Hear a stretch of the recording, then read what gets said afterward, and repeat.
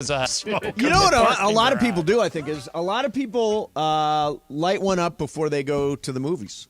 Like, I'm in the West Garage. You're in the East Garage. I'm in the West Garage, which is the movie theater garage. Right. And I think, like, getting lit up to go see Fast 10 is probably a good idea. Your garage is actually more of a stoner garage than mine. And mine today is really bad. Yeah. So because mine is where all the muckety-muck suits park, so it's older people. You got the younger crowd, so they're all lighting up. Oh, yeah. Everybody is.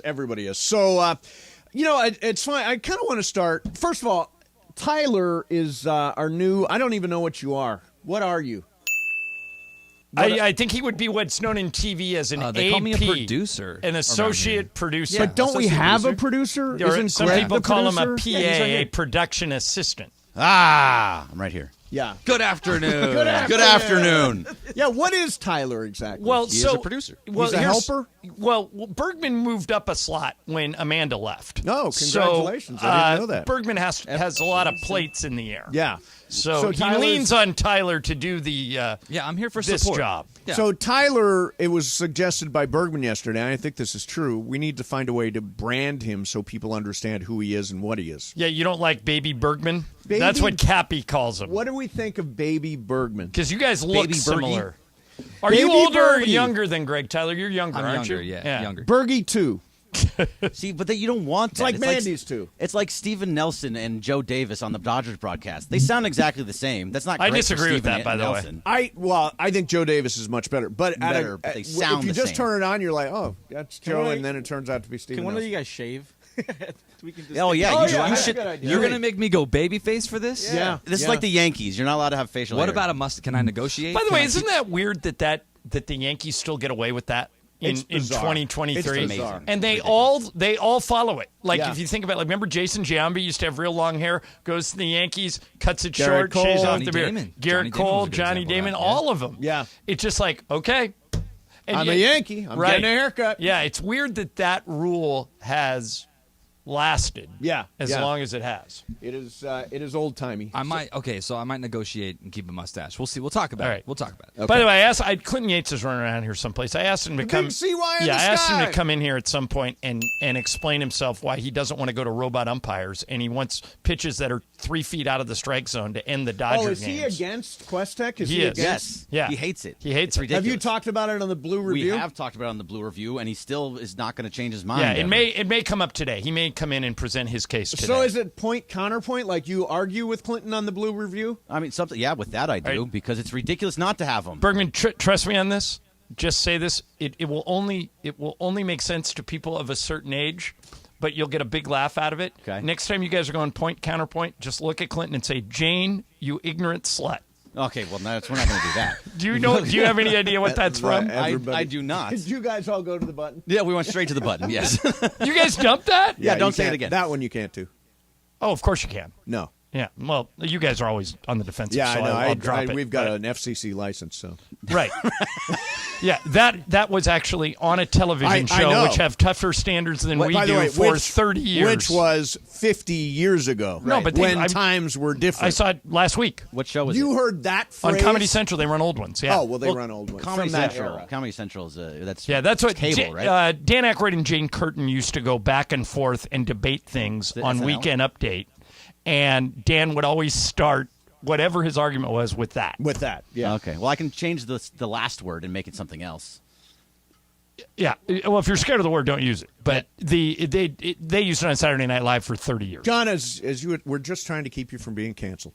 Well, it happens every week now. Yeah. Another guy got it yesterday. So Yep. All right. So I thought the Kevin O'Connor article about LeBron was interesting. the one I sent you. Yeah, that one. Yeah. Which I had actually read last night, and it is among the things that he says include that there are The article that we should say is the most likely scenarios. He gives 4. yeah. For LeBron moving forward. Okay, so number one, he just played. He was tired. He was exhausted. He was frustrated. He doesn't like losing, and that's why he raised the specter of retirement. By the way, I think that's the most likely of the 4 scenarios that Kevin presented. Number 2 is the LeBron might retire for 1 year plan.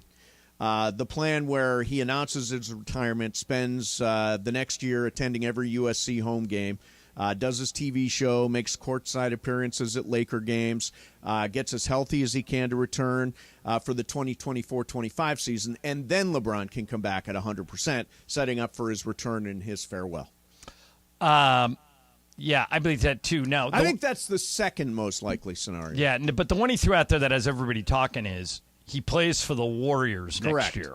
So here's what he says. How soon until Draymond Green begins recruiting LeBron to the Warriors? Did it happen as soon as LeBron stepped off the podium Monday night? Will it happen before the finals begin next Thursday? No one needs a source to tell you these conversations will happen if they haven't already, given Draymond's love for LeBron, the clutch connection, and his history of recruiting. Now, how he would do it, I'm not exactly sure. How you make contracts match. And I'm not sure. Why is O'Connor just calling, I guess it's Draymond, is why he's calling it Golden State? Yeah, but you realize, I think KOC is really, really good. I mean, Yeah. he's not one of those guys who just throws stuff out there. So he had to hear this from somebody. But what I would say is you can reverse engineer that. Draymond could come here. Correct. So why would you necessarily think if they want to play together, Draymond can opt out of his contract. Right, Draymond LeBron can opt is out. under contract. Correct. You would have to give up assets for LeBron. So, but we wouldn't have to give up any assets for Draymond. We'd have to move money. Right. But I would think that's a more likely scenario than I don't think either one of them's happening. No, I don't either. I think it's if completely LeBron and speculative. Draymond want to play. Now LeBron has always said that the one player he'd love to play with is Steph, which is why I think KOC ran with this. Yes. But I don't think it's happening because it would blow up either team. So, for example, if LeBron went to Golden State, the Warriors would have to send assets to the Lakers.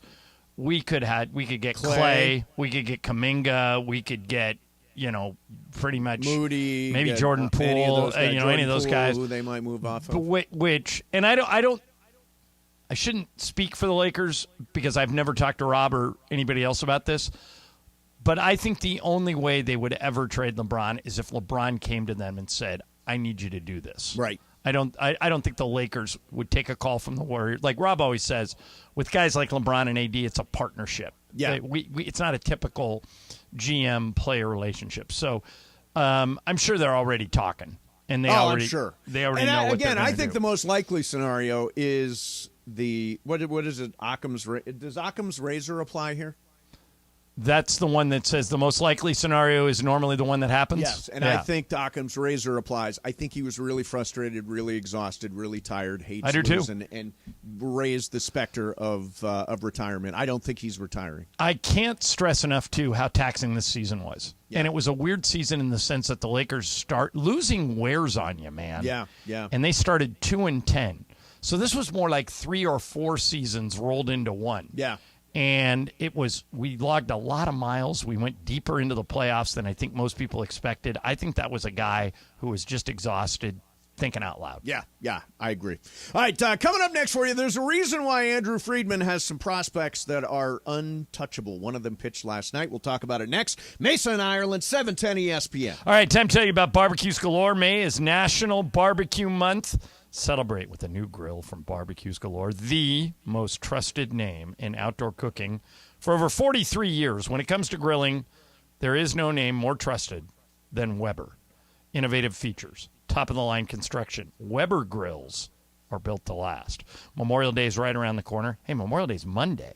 Now's the perfect time to upgrade your outdoor cooking game. Barbecues Galore offers free drop-off with your new Weber grill. Most items in stock, ready for delivery. Knowledgeable staff, led by the great Henrik Stepanian, who's been running Barbecues Galore forever. Henrik's friends with all of us. If you ever need anything, one of the main reasons you go to Barbecues Galore is you get Henrik, and you get the customer service. And if you don't want to pay for everything up front, like we were talking about earlier, they have extended financing. You can put money down, pay the rest off later. Visit bbqgalore.com. You go to that website, you'll see everything they sell at any of the stores. They got the best low price guarantee in the business. So if you see a lower price anywhere and you think, I'll just buy it there. No, take that price to Barbecues Galore. They'll honor that price, and then you get all the great customer service from Henrik and his guys. Barbecues galore.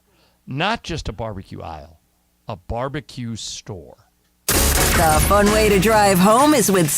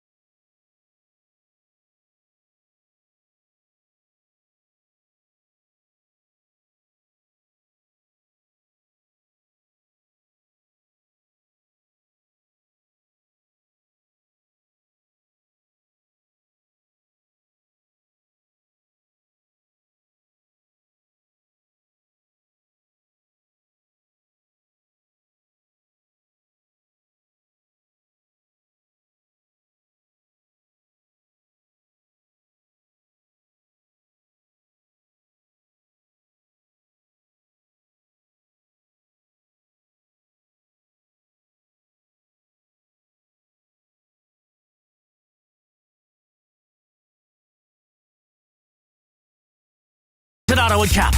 Mason at Ottawa continues now. Yeah. Tina Turner passed away today at the age of 83. Icon. Yeah, I she mean, was. and by the way, what I love about her story is completely reinvented herself in the 80s. She was an abused spouse. If you go back and watch the movie, What's Love which Got is to Do called with It? the name of this song, What's Yep. Got to, was it Angela Bassett who played Angela Tina? Bassett was nominated for an Oscar, and Lawrence Fishburne played Ike. Very volatile relationship in which she was abused, and when she got out of that relationship, she was the one with the talent. Oh, yeah. And when she got out of that relationship, she said, "You can keep everything we've ever produced together. I just want my name going forward." She wanted to get emancipated from right. Ike. And then, so she got it. Yep. She gave up all her royalties from the old Ike and Tina music that she was really the heart of. And then in the 80s, she came out with, was it Private Dancer? Private was the Dancer album that was the just album. took off. Yeah, and this was my DJ days. Private Dancer was an unbelievable Well, remember, she single. redid Al Green's Let's Stay Together. Which was and brilliant. it was a stunning remake. Yeah. I mean, it was better than the original.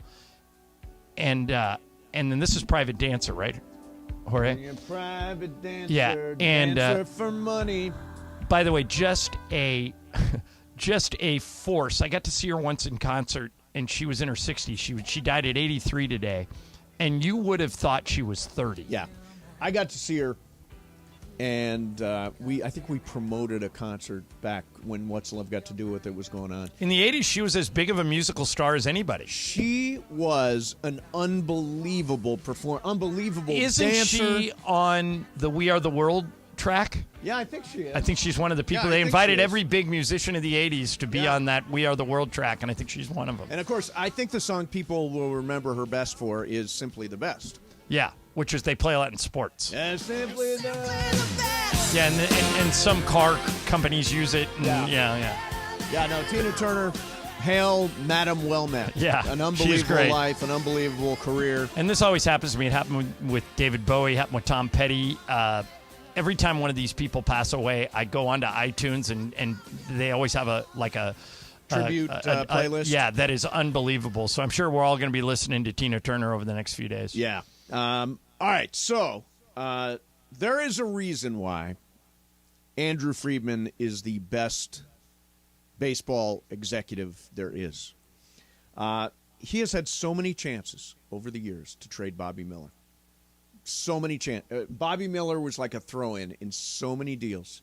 And Andrew Friedman would not trade Bobby Miller, and last night gave the Dodgers a really dynamic 5 innings. Did get chipped for a run, but in command, 100 miles an hour. Bergman, you said used all five pitches. Used all five pitches in the third and fourth inning. Yep. And I think he is going to be a legit big-time Major League starter. Well, they need him. Yeah. Because, 75% of their starting pitchers are on the injured list. Yes. And I think Clayton Kershaw is on a bereavement list because his mom's funeral was yesterday. Yep. Or maybe it's today. I can't remember. And so he's out. Walker Buehler's out. Dustin May's out. Julio Urias is out. Yep. I mean, that's more Your like Gavin 80%. Stone, Tony Gonsolin, who's pitching today, and Bobby Miller. And that's really what you're rolling with. You hope Kershaw comes back from bereavement. Although Dave Roberts said he's got body fatigue.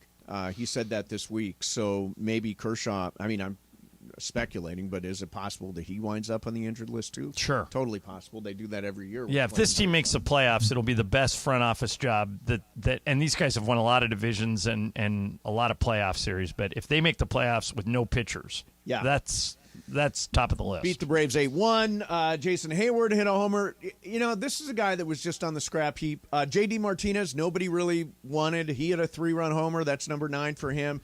Dodgers now have a better record than anybody in the National League by a game and a half over the Braves, and they've already won this series with Tony Gonsolin pitching against a really good young pitcher named Bryce Elder for the Braves. That's a little bit later on. But Bergman, as the host of the Blue Review, yes, what did you think of Bobby Miller? I thought Bobby Miller was fantastic. For him to come in and just throw 100 miles an hour over and over and over again and really only get tagged for the 1 run like you talked about. Yep. They were hitting his fastball, but then in the third, he just started changing up and using different pitches. He was using his changeup and his slider, and he used a curveball every once in a while. It put them completely off guard, and he was great the whole way through. He's the first pitcher, or actually, what is it? It's the third pitcher in the last 10 days to hit 5 innings. Well, what's interesting is only the third pitcher in the last 10 days. 10 days. That is To hit talk about 5 tax innings in a bullpen. Right. Right. Well, the other thing is, think about, and I don't think this will necessarily happen, but think about if everybody got healthy. Yeah. In other words, Dustin May, Walker Buehler, Julio. Now you got Bobby Miller, and you got Kershaw, and you go into the playoffs with that. Now, Walker Buehler is talking like he's coming back in September. Dave Roberts says that's optimistic. Yeah. But if they did, somehow, if Dustin May, Walker Buehler, Bobby Miller, and Clayton Kershaw went into the playoffs, they could win the whole thing. I think there's honestly, especially after I would say anybody in the tournament can win the whole thing. We've seen this over and over again. If you're a wild card, you can win the whole thing. That's why I don't care if they win the National League West or not. Looks like they probably will.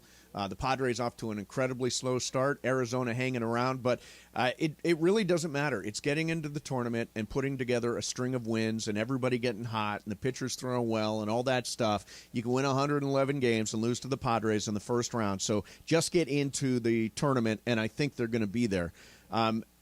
And there's going to be, at the trade deadline, a lot of talk about Shohei Ohtani. And I do not think the Dodgers should trade for Shohei Ohtani. The only thing, I know why you're saying that, and I agree with you, because you would have to give up so much that it would decimate your team. The only thing that's risky about it is if another team trades for him and he falls in love with it, Correct. like let's say the Mariners or the Giants or The Padres. a West Coast team, he said he likes the West Coast, but in the case of the Giants or the Mariners, they're very large Asian populations in those two markets. If he goes, leads them on a playoff run, falls in love with it, and he stays, then the Dodgers miss the window. Right. But I'm with you. I wouldn't wouldn't just give wait. away all the good stuff. I wouldn't give away Outman and Bobby Miller and Gavin Stone and Dustin May and whatever else it would take to get a deal done. I wouldn't do that. I would just wait. Bergman, you're in the same camp, Yeah, right? I don't want to pay for him twice. I don't think that it's the right move in any sense whatsoever. Yeah. Well, and we can actually bring this conversation full circle. That's why I know both you guys are anti-Kyrie. But the thing about Kyrie that makes it interesting is you don't have to get anything up for him. You know, if you traded for another player, somebody that you guys would like better, and there are people on that list, like let's say Trae Young. Yeah. Or Klay Thompson, or Right. any of these guys. You got to give up assets. Correct. What makes Kyrie interesting, and I'm not saying the Lakers will or should do this, but you can get him as a free agent without having to give up a thing. That's the point you're making about Ohtani. Yeah, but give up a thing, meaning maybe you don't sign Austin Reeves, maybe you don't keep Jared Vanderbilt, maybe you don't keep Rui Hachimura. Well, the Maybe first thing on that's your the list, problem. I think they've. He's speaking in code a little bit, but Rob is not letting Austin Reeves go. Right. And so I don't think that is it. But you're But to say he doesn't cost anything isn't right because he would cost you some nice core maybe players. a Lonnie Walker or perhaps a Rui Hachimura or something like that. But Yeah. I read somebody sent me one way they could keep Rui and Austin along with LeBron and AD and sign Kyrie. It would require Kyrie to take less than the max. Right. But they could He's do it. eligible for $47 million. Yeah, this had him making a little more than 30. But what you're banking on there is that no other team is going to pay him more than that. Right. Like, is another team going to give him more than $32 million a year? Can't imagine. So there you go. Yeah, I mean, Bobby Mark says they'd have to move off of Jared Vanderbilt, Mo Bamba, Malik Beasley. I think they're moving off of him no matter what. Don't sign D'Angelo Russell. Don't sign Lonnie Walker. Don't bring back Rui Hachimura. That gives you $35 million to make a deal. If you trade Max Christie, it gives you $35 million. So you're really clearing the decks. You're giving up a lot of stuff. Technically not in a trade, but you're giving up a lot of stuff if you were to move into the Kyrie business, which I think would be a disaster. But would you rather have D'Angelo Russell?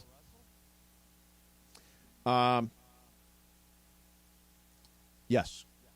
You'd rather have D'Angelo Russell than Kyrie Irving. I know I'm not going to have a headache with D'Angelo Russell. You have another ball handler, which you need. He was definitely part of this run. He had a terrible Western Conference Finals, but he was very good up till then, had a very good home stretch for the team. So, yeah, I'm okay with D'Angelo Russell. Depending on how much he's not a $30 million player. He is. He made $31 million this year. No, what I'm saying is he's not now. Right. If Moving you'd forward. have to get him for less. Well, it for it to depends. make any The sense. market will dictate what he's Exactly. worth. Yeah. Exactly. All right, coming up next for you, Wheel of Questions. It is Ireland's wheel today. What will pop up on the wheel? We'll find out next. Mason, Ireland, 710 ESPN. All right. New vehicles are arriving daily at your Southern California Toyota dealers. You go to most car dealerships right now and you ask, hey, I really want to get that car. I want to get, that model, that color. You got to wait 6 months. Not at Toyota. Imagine yourself in a new Tacoma. Or how about a powerful new Highlander? Right now, you can get an incredible deal, not only on the Tacoma and the Highlander, but on the full lineup of Toyota cars and trucks. Choose a special lease, a low APR, even get cash back on the Toyota car or truck you've always wanted. For great deals on a new Tacoma, Highlander, Camry, RAV4, and Corolla, see your Southern California Toyota dealers or visit Toyota.com. There's a reason Toyota and the Lakers have been in business together for 40-plus years. Toyota, we make it easy. Wake up with Key,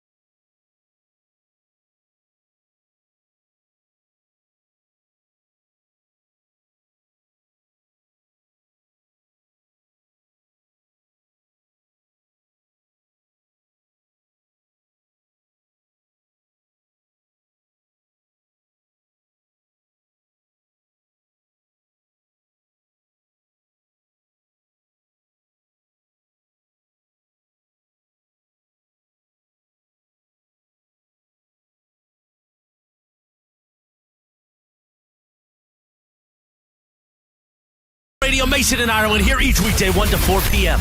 You know what it's time for? What is this? It's time for Wheel of Questions. Producer Jorge, are you ready with that wheel? Hit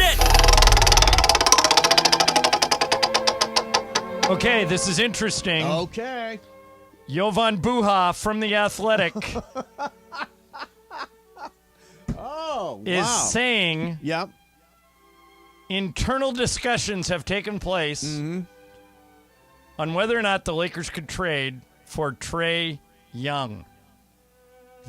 Now, Trae Young is the only player ever to lead college basketball in scoring and assists in the same season. So he's a double-double guy every night. Yep. The one thing that the Lakers have lacked is three-point shooting, and he is a wizard at three-point shooting and can shoot from anywhere inside half court. We've talked about D'Angelo Russell. We've talked about Kyrie Irving. What do you think about trading for Trae Young? Okay. So Trae Young is an unbelievable talent, an unbelievable shooter. And I'm just looking here. He scored 26 points a game this year with on 35% from three. 9 assists a game, so 25 and 9 and 35% from three. Great player. Would be my concern with him is he plays no defense whatsoever. Well, so does most of the NBA. Yeah, well, but there are guys that are dedicated to defense that realize that is but half you know the that floor. D'Angelo Russell and Kyrie Irving Correct. aren't those guys D'Angelo either. Russell's So, a terrible defender. right. Yeah, no, I get it. I like Trae Young a lot. Would he be the third best player on this team? Yes. Would he score a bunch? Yeah. I actually, if it were to work salary-wise, if they could figure out a way to do it without giving up Austin Reeves and Rui Hachimura and Jared Vanderbilt, then I would definitely be open to it. That's the big question. I'm not sure how you put together the assets to trade for him without giving up something really valuable. Right. So it may be a non-starter, but boy, I love Trae Young. Bergman? So Trae Young, I have his contract in front of me. He makes $40 million next year. Okay. Then 43, then 45, and has an early termination with $48 million. All right. So you got to put a ton of stuff into it. I also don't think that Trae Young would accept being the third best player on this team. I don't think if he's not Lamar Odom. So at some point, he's going to want to be the star and be the All-NBA player that he is. So I said this yesterday, but I think you guys are thinking about this all wrong. Great players have accepted a role as a number 3. And great players have also blown up. Right, when they but were I'm- older, but I'm- not I'm- the guy players, anymore. 90s players. I don't think today's players are thinking that way, especially with how much control they have in their own free agency. Go no further than Shaq and Kobe. Couldn't hold it together because whose team was it? Right, but they were arguing over the number 1. Who was the number 3 player on that team? With Shaq and Kobe, it Yeah. depended. Kobe. I mean, it Right, was it moved dependent on around. the One night right. it was Robert Horry, Sure. one night it was Rick Fox, Right. one night, but So do you believe that Trae Young would accept a third wheel role? yeah, I do, because I've had long conversations At with $45 million, he's going to Yeah. accept the I've the had third wheel long role. conversations with James Worthy about this. It's James Worthy's in the Hall of Fame. Right, but James Worthy And he is was- from a different era. This is a very selfish era for players. Players want theirs. I want my team. Right. Kyrie, I want my team. I want out of Cleveland. I want my team. Guys want their team. Guys want to eat first. Guys want to be the focal point. And if they're not necessarily going to perform at the highest level, and they're not necessarily going to stay in line and do all the stuff they're supposed to do. And then we just saw that Russell Westbrook had $48 million, older, but $48 million, and could not accept the third player role. Right, but you guys are only That's not looking his at the game. guys who aren't. Look at the people who are. Andrew Wiggins was the number 1 pick in the draft. Number 1. Right. And he fell off. No, but he got to the Warriors last year, and they said you're going to eat 3rd or 4th. He totally accepted it. You got to. I mean, Michael Porter is the 2nd highest paid player on the Nuggets. He eats 3rd every game. Yep. KCP sometimes eats ahead of But him. he's not Trae Young. Trae Young views himself, I'm sure, and rightfully, as a superstar. Well, Trae Young has been at a lot of these playoff games, and I think he's looking at this and he's probably saying, "Man, I'd love to be on that stage." Right. And if he wants to be, like, James Worthy could have been a star on another team. Andrew Wiggins could have was a star on another team. But on a bad team. James Worthy is from a different era when players were more willing to sacrifice. I don't think the modern NBA player, on average, is ready to sacrifice stardom, role, scoring, all that stuff. But think about it. Chris Paul did it. Klay Thompson did it. Andrew Wiggins did it. Draymond Green does it. Well, Klay Thompson was never the number one. He was always the number two. Right, but he makes $180 million a year. He makes the same amount of money as Trae Young. But it's the role. It's the role. He eats second. Klay Thompson eats second. Sometimes third. Fourth. Right. Yeah. But he's a very unselfish player. Right. Not all players are. Klay Thompson had, 60 points on 8 dribbles or something crazy like that. He doesn't need the ball in his hands. He just needs to shoot threes. He's a different type of player than these dudes. Trae Young needs the ball. But Trae Young is a huge assist guy. He doesn't mind giving it up. He averages 10 assists a game. I mean, well, we've seen what assists actually mean. So did Russell Westbrook with the Lakers. He was getting triple doubles like crazy, and he was still terrible with this team. Right, but just because Westbrook didn't work, I don't think you should, rule out anybody else working. 3 teams, like Kevin Love was an elite first-team All-NBA guy, and he went to Cleveland just to win a title. And 8 behind LeBron and Kyrie. Everybody said Kevin Love's selfish. All he cares about is getting rebounds. He doesn't box out. He just stands under the rim. Kevin Love would never give up his all-star role. He did, and he won a ring. And now Kevin Love's in Miami doing it. I mean, guys do it all the time. To say that, but guys also don't do it all. You're pointing out the instances where it's worked, and we're pointing out the instances where it hasn't. You said. This is a different era, and players won't do it. It is a different era. Players do it all the time. Yeah, but it's still a different era. Right. It's not. Look, I think what James Worthy did is something that happened, where you surrender to a team, you focus on the team concept, you're doing anything you can to win, you're willing to accept roles. Right, but there are guys that don't do that. You keep bringing up Kyrie. Kyrie is a guy that doesn't accept his role. And also James Kyrie Worthy historically has not accepted his role. James Worthy was drafted onto a team that had Kareem and Magic. Right, but he came in as the third best player. Do you deny that Kyrie is a guy that has detonated at different points because he wanted his own? I want out of Cleveland. I want my own team. I'm going to go with KD. I'm going to win there. But how did he get his ring? Well, with LeBron. Right. LeBron ate first. Right. Kyrie ate second. And what did Kyrie say? I want my own team. Yeah, but now he's done several interviews where he said, I'm now older and realize that winning is more important to me now. And I think people do that when they're older. Remember that, wasn't that long ago that Gary Payton and Karl Malone came here for the minimum? Well, they were just trying to catch on for a ring. Right. But I'm saying maybe Trae Young wants a ring. So could you think that Trae Young could be the number 1 overall option, though? Because at some point, LeBron wants... No, I think he's the number 1 overall option in Atlanta, and they've never even made the finals. So look at what you have going with this Lakers team. You have LeBron James, who's starting to get older, wants the ball out of his hands a little bit more, and doesn't want to be at the number 1 option every single night. AD has proven that he is not the number 1 option every single night. So you kind of need somebody that could come in here and be a number 1 option. I mean, I know I'm talking myself into Kyrie Irving right now. Right. But that's kind of what this team would need to be. I don't think if you say Trae is not the guy, then he's not the guy. If you had to pick between Kyrie and Trae, who would you take? Trae.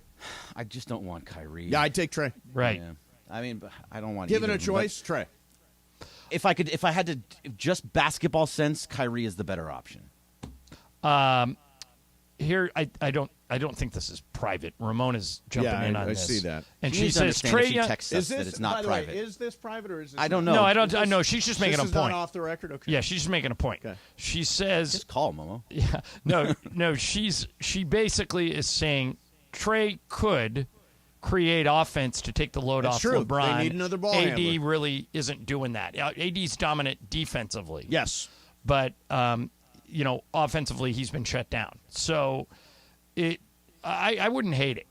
I think it'd be a big ask to get that done, though. Well, it'd be very complex and difficult to put Probably it together. Have to involve other teams, yeah. And you'd have to lose guys that you'd like to keep and all that stuff. I mean, again, this is kind of silly season. We're going to hear a lot of rumors and a lot of allegedly this and potentially that and all that stuff. Some of them will just be completely made up. Yeah, which is fun. And some could be made up. Absolutely made up. All right. Real quick, let me get to some. I actually saw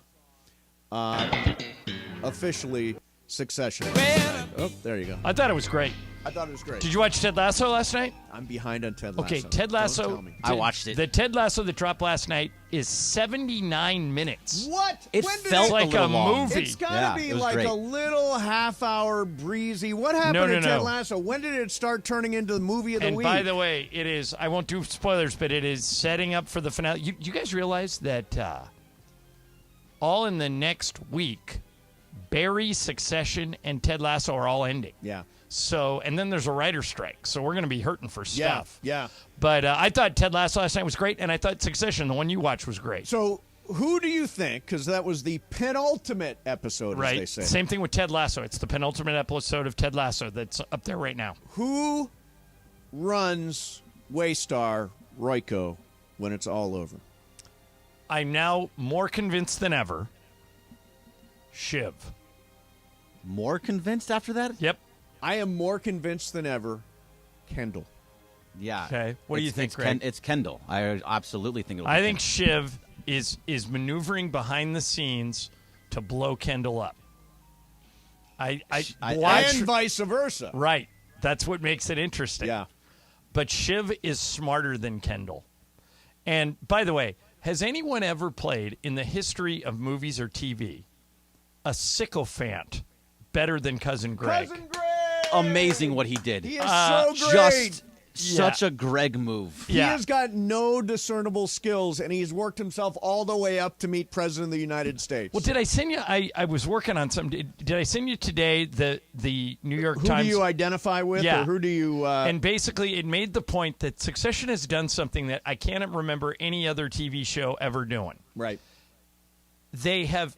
There is no redeemable character on that show. None at no all. heroes. Nobody that you would openly root for. Yet we watch like a car crash. Right.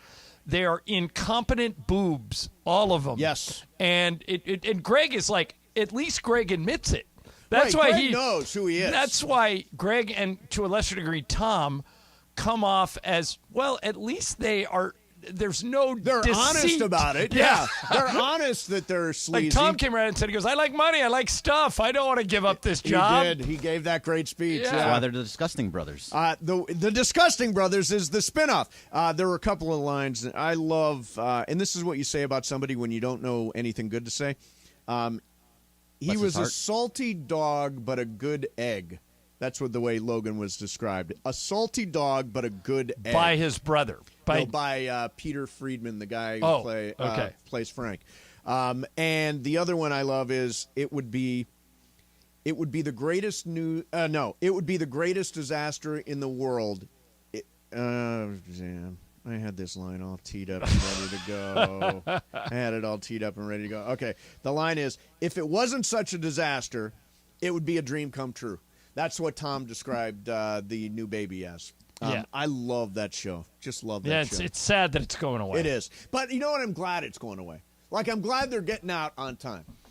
I'm glad Ted Lasso is ending now because their episodes are way too long for me. Oh, Give me get outta 30 here. minutes. To me, I'm going to watch the 30 minutes, then I'm going to turn it off, then I'm going to watch another 30 minutes, then I'm going to turn it off, and then I'm going I to don't watch think the you last will. 27 I think minutes. you'll watch it all in one sitting.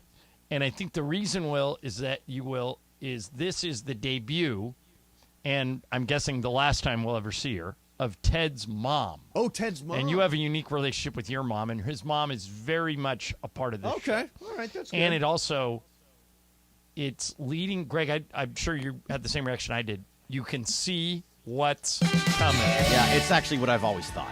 So, But I didn't think the guy who I think is going to take over the team now. yep, totally thought that. You did? Totally thought. Okay. Yep. Well, we'll see. Yep. All right, we won't do spoilers. Well, we're getting close on it, so let's go to break. ZipRecruiter. Let me think about some of that stuff. Do we have a ZipRecruiter? Yes. Yeah, all right. okay. First, ZipRecruiter. though, 2 o'clock call of the day, 877-710-ESPN. You heard us talk a lot about Kyrie, Trae Young, Lakers, what's LeBron doing, all that stuff. We talked about the Dodgers. Anything is fair game right now, 877-710-ESPN. 2 o'clock call of the day, 877-710-ESPN. Mason, Ireland, 710-ESPN. All right, you've heard me talk about ZipRecruiter and the guy who created it, Ian Siegel. I know Ian a little bit, and he puts it best. One sentence, he told me once. I said, why does ZipRecruiter work? He said, because we don't leave anything to chance. And that's why you should use ZipRecruiter. ZipRecruiter can help you find qualified candidates and find them fast. And right now you can try for free at ZipRecruiter.com/LA. ZipRecruiter uses powerful matching technology to quickly find and send you the most qualified people for your roles. You can check out the people ZipRecruiter sends you. If you really like one or two, you can personally invite them to apply with one click. If you don't like them, just ignore. Here's how quickly ZipRecruiter can help you find. 4 out of 5 employers, actually it's a little higher than that, 83% who use ZipRecruiter get a quality candidate within 1 day. So speed up your hiring process with ZipRecruiter. See why 3.8 million businesses have come to ZipRecruiter for their hiring needs. Just go to that website and you can use it for free. By the way, if you're looking for a job, you can go there too. ZipRecruiter.com/LA. Again, that's ZipRecruiter.com/LA. ZipRecruiter, the smartest way to hire. You never.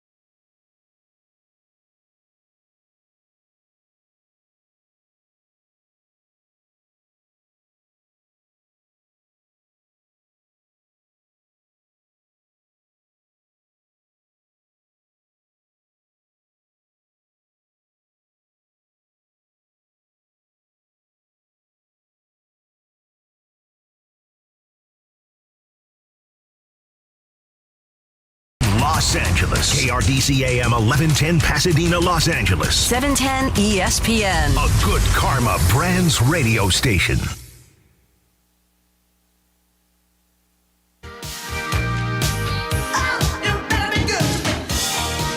Tina Turner, if you're just tuning in, we broke the news earlier. I don't know if we broke it, but it broke. 83 years old, Tina Turner has passed away. Great performer. And worked up until recently. Oh, yeah. You know, I saw a documentary about her life maybe 2-3 years ago. So, I mean, she worked on well into her 70s. So before we get to 2 o'clock call of the day, I want to mention a couple of things. First of all, we have a listener named Carolyn. Hi, Carolyn. Who came to our last remote, where was it? Where were we? I forget. Solita. That's right, Solita. We were there, and Carolyn came up, and she brought me 2 wreaths that she had made. One was a Dodger wreath, wow, that's and the nice other one was a Rams wreath. And in my studio now, in fact, it's going to be in the background when I do my podcasts. I have hung both of those things. It is very nice. It is very thoughtful. And thank you, Carolyn. The other thing is Saturday, and you were loaded with the game and everything, but I got to go to Dave Singer's mom's memorial. It's interesting. I was able to make the one for his dad, and you weren't, and you were able to make the one for his mom, and I wasn't. And how'd it go? It was absolutely His beautiful. parents, Dave's parents, were the nicest couple. Yep, I they mean, were. both of them. And we used to just mess with Dave's dad, who was the world's biggest Dodger fan. Yep. And he would not get down on the Dodgers no matter what. Dodgers could lose 15 games in a row, and we'd call him and go, "Hey, Bob, how long's this losing streak?" "It ends tonight." "You've been saying that for 2 weeks." Yeah. "I know, it ends tonight." The other thing about Dave's dad is he always had earbuds on, or they weren't earbuds at that point. They were wired. And a Dodger jacket with a Dodger hat. And he was always listening to the game or pretending to listen to a game. But Shar, a great lady. It was a really nice memorial. By the way, Eric Pincus's wife, who I apologize, I do not know her name, sang beautifully at this ceremony. Just beautiful. Good for her. Yeah, so it was a very nice affair. It was an affair. All right, 2 o'clock call of the day. All right, let's take. There's there's a caller that says Elizabeth in Arizona on line 3. Oh, that's we don't fascinating. we don't get a lot of women, and we don't get a lot of calls from Arizona. So let's take Elizabeth on line 3. Okay, line 3 it is. Elizabeth, hi. Don't ask us how we're doing. Never will, but I am traveling to Los Angeles this weekend, and I'd like to know a nice place you recommend for a nice drink. Okay, so what part of town are you staying in, Elizabeth? Where will you be laying your head down at night? We will be laying our head down in East LA. In East LA. So Beto would be the guy to ask. Jorge, you know anything about East LA? There's a Mexican place. I think it's still there. It's called Tepeyac. They have pretty good food, and I'm pretty sure they have drinks too. And then if you want to come down here, Elizabeth, to where we work at LA Live, there's a bunch of spots down here. Yeah, actually, LA Live is something you should see. It's a really cool thing to see. And there's all kinds of bars and stuff down here. East LA is not necessarily our area of expertise. Although all the photographers, I told this story yesterday, all the photographers at KCAL used to take me to all the hidden good spots there. Yeah. So if one of you guys is listening, text me and give Elizabeth some good ideas. Or Beto, let us know. All right, let's take one more. Kenny Loggins lived in East L.A.? Yeah, he did. Kenny Loggins lived in East L.A. There's an Irvinian on line 6. I love the Irvinian people. Pepe accuses you of mocking Irvine all the time. Let's go to our Irvinian Wendell. Don't ask us how we're doing. Well, I'm doing great. So we have that. Quick take here. So you have leaders and you have role players, and my thing is, I don't really see Kyrie Irving as a leader per se. So more so, you're paying somebody $45 trillion. I mean, you can really allocate that to the Reeves, to the Lonnie Walkers, to the guys who are really going to put in work. So that's kind of my take on it is, you don't want to have a locker room cancer. You don't want to have guys that are kind of just moping around. You're either going to be a leader or you're going to be a role player, and you need to allocate your salaries accordingly. Yeah. All right, so the one thing I would say about that, though, Wendell, is, okay, so you don't want Kyrie. Who do you want? If I were a GM, I'd be GMing right now. But, I don't know. I'll trust their management to kind of make some moves. See, this is the Travis Rogers conundrum. But in fairness, he can't see the whole board. He doesn't know who's going to move, who might move, who could move. But he said Fred VanVleet. Yeah. Fred VanVleet is also my first choice. If you give me Fred VanVleet, Trae Young, and Kyrie on the board, I'll take Fred VanVleet. Fred VanVleet, who is a good player, is not as good as Kyrie or Trae Young. Kyrie or Trae Young is a 25, 30-point-a-night guy. Kyrie's a nightmare. I mean, you're never going to switch me on that. Kyrie's a nightmare. Well, I don't think necessarily any of them are coming. No, so I don't either. But it's just fun to kick around. Thank you, Wendell. I love the Irvinians. I love the Irvinian people. I do. So there's one talk show host down in New York who was talking about the LeBron James era in Los Angeles. And he has an interesting take on the whole thing. He thinks it has been a bust. They talk about, if we had this team all year, it would have been different. I think they blame probably referees. They'll probably blame Adam Silver. They'll take no ownership of being a train wreck that they are. And it'll be another year that the LeBron Lakers do not go to an NBA final or win a championship. The LeBron LA connection has been an outright disaster. It has not a single title that counts. It has not been a disaster. It's not been what they wanted it to be. And by the way, all you Laker fans out there, ha! Yeah, this is a guy named Craig Carton. Yes. Who is on Fox, and he has a TV show that's on at like 3 a.m, so I catch him sometimes. Do you really? Well, I'm up all night. Oh, wow, yeah. And you worked there, so you would understand this better than most. He not only sounds, looks, and acts like a typical New York buffoon. Yep. All right. First of all, how by any measure has LeBron's tenure been a disaster? He led him to a title in his second year and led him to the Final Four this year when they started 2-10. What team in New York has done anything? Knicks, Nets, Yankees, Mets, Giants. Yeah, I mean, all of them. I mean, this guy's a professional whiner. Yeah, I mean, and also kind of a troll, right? He's kind of a troll. He looks at the bubble season and says that's not a real that is a real title. That was a difficult title. It was difficult to win in the bubble. So I don't – he's cheapening 2020, which I think he's completely wrong about. And as you said, LeBron James has been extraordinary since he's been here. He broke the all-time scoring record. He led this team that in a completely unexpected run all the way to the Western Conference Finals. Craig Carton in New York. I understand what he's doing. Oh yeah, I mean he's trolling, like you say. But I mean, by the way, it worked because we took the bait. But I mean, it's just the typical New York cluelessness that you could by any measure think that what LeBron has done has been meaningless. It's an entertainment league. Yes. The Lakers are the most successful financial story in NBA history. Right. We charge whatever we want. By the way, the difference between the Lakers and the Knicks, you guys charge whatever you want and never win. Yeah. I mean, and by the way, Craig, go back to kneeling at the Aaron Rodgers memorial there, because seriously, is anybody else sick of ESPN doing Aaron Rodgers stories? My God, Aaron Rodgers this and Aaron Rodgers that. I don't friggin' care. Enough of Aaron Rodgers. He's like the new Brett Favre. When Brett Favre did all this stuff. Aaron Rodgers is so annoying to me, and we're following his every breath. It is just too much. So, Craig, go ahead and worship at the altar of Aaron Rodgers and watch that thing catch on fire and burn this year. I'm going to have an Aaron Rodgers story on What's Up, Fool. So don't. Can't wait. No Aaron Can't Rodgers. wait. No Aaron Rodgers. All right, coming up next year, it's National Vino Day, John. National Is it really? Wine Day. Oh, yeah. I got to go out tonight. My mom does something with wine that I think is a major faux pas, but I'll bounce it off of you. Coming up next, Mason, Ireland, 710 ESPN. The fun way to drive home is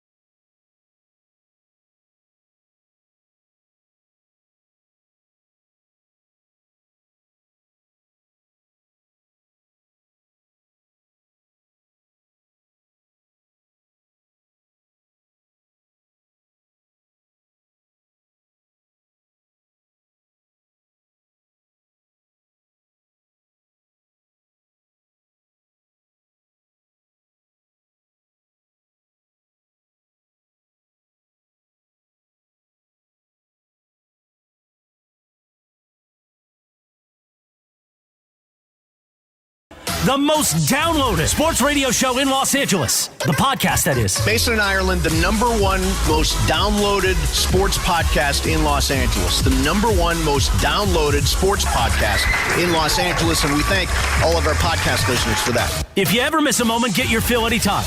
Just search Mason and Ireland wherever you get your podcast.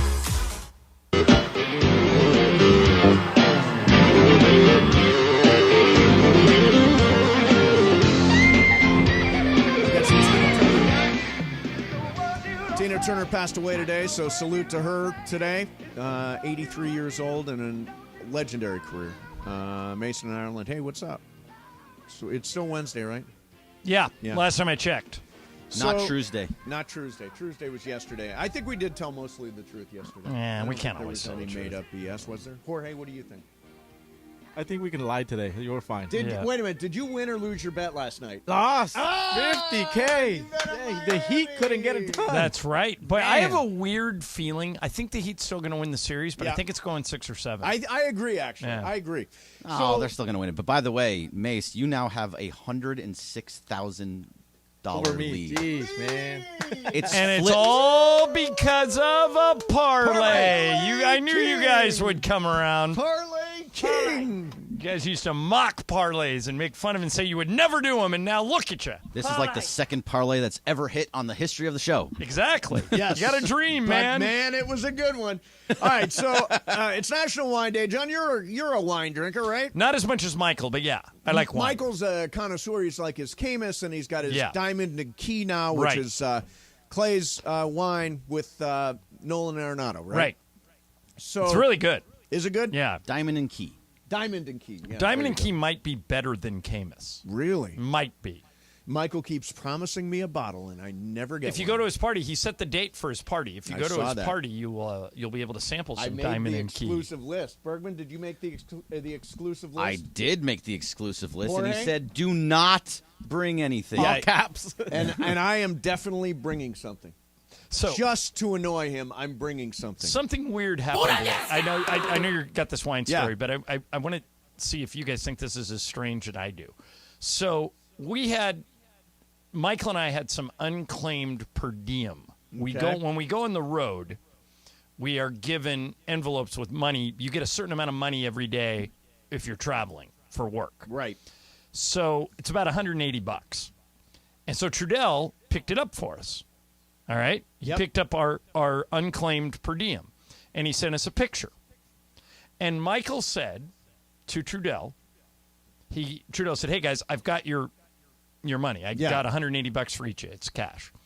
And Michael said to Trudell, just mail it to me. Here's my address. And I went, you're not going to put cash in the mail. No, you can't. And Michael's do that. like, go ahead, do it. And so Trudell said, Michael, just open an account. You can do it. You can open PayPal. You can open Venmo. You can open Zelle. It's really easy to do.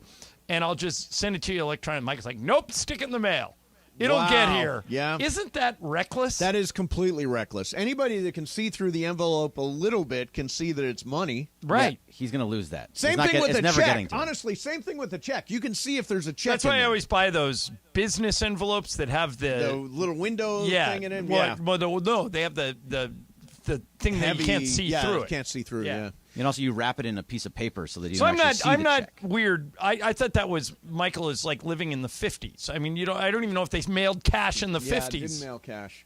Trudell will figure it out. So when I was working at 102.7 WNEW in New York, I got to talking about weed one day. Yeah. And this was before it was legal and before like it was normal that mainstream people and all would that talk stuff. about it.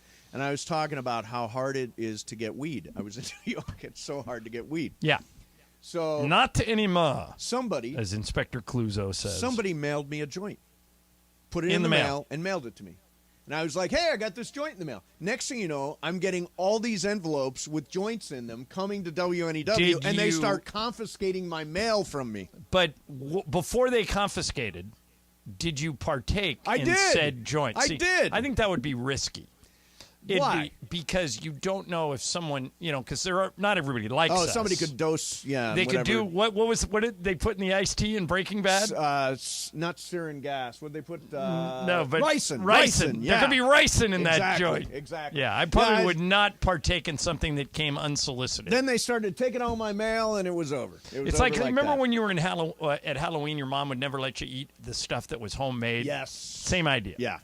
All right, so what's the wine story? Okay, so my mom, we went out last weekend in Palm Desert. And by the way, saw my brother Travis and his new boyfriend, which is exciting. Okay. Good for him. So my mom said, we were getting a cocktail. And my mom said, what is your sweetest wine? And the waiter said, that would be Moscato. and my mom says, "I'll have the Moscato over ice." And I was like, Okay. "Oh my God, this cannot possibly be the right thing." The same thing happens with sangria. Well, sangria is definitely ice. Isn't sangria like a type of wine? Yes, but it's normally iced and it's got more fruit in it. Right. This is just a bottle of wine. Please pour it over ice. And a red, And which I is was- not normally ice. And I was kind of embarrassed a little bit. So I was at a bar. Embarrassing. That doesn't sound all that unusual to It's, me. there are people. So I was at a bar one time, and Frank Thomas was there, and he was drinking red wine with ice, and he refused. And we talked to him a little bit, and he was like, "Yes, this is how I like it. This is how I'm drinking it. Don't even give me hell for it." Right. So it's done. People do it. Okay. People Yeah, absolutely do it. I've never done it, but I wouldn't mock your mom for it because I don't drink that type of wine. I'm not mocking her. I just You are. What do you mean you're not mocking her? You just mocked her on the air. kind of embarrassed. Well, I'm not mocking Wait a her. minute. Is this mockery? She's listening. Yeah. Is this mockery? She does listen too. Yeah, you just mocked her. You did. Tyler, what do you think? I think you should stop mocking your You mother. gotta be snappier on the microphone, my friend. You've got to be right there and ready I'm to go. typing up Snap, this snap, rundown. snap. I He's gotta get typing Greg in his all the coffee still. non-sports stories. It's this wine thing isn't even going to make the rundown. Yeah. Hey, can you show us how to sip the wine? Sports. Oh, dot, how to dot, sip dot. the wine? Yeah. So the way you sip wine is, first of all, you swirl it in the glass, You were gonna right? say straw. You're already doing it wrong because you have your hand over the wine. You need to have it on the stem. You can't see where I have my hand. Yes, This is an imaginary wine glass. You cannot complain where I have my hand. YouTube sees it. So you Big swirl stem. it. Then you smell it and you take it in. Then the key is to aerate the wine, John. So you sip the wine, and then That's not how you drink wine. you bring air into. You go Yeah, you're an idiot. and you aerate the wine. Then you're getting the full bouquet of it. That is totally. What do you get? What do you get out of it? Like what flavors? I get hints of cherry, Tannin, rich kind with of tannins. kind of an oaky. No, Greg, what's your word? And- Peaty. Peaty. That's just for Scotch. No, kind, that's a of whiskey. kind of an oaky, Oaky? raspberry. Any sort of blackberries in there? Peanut butter notes.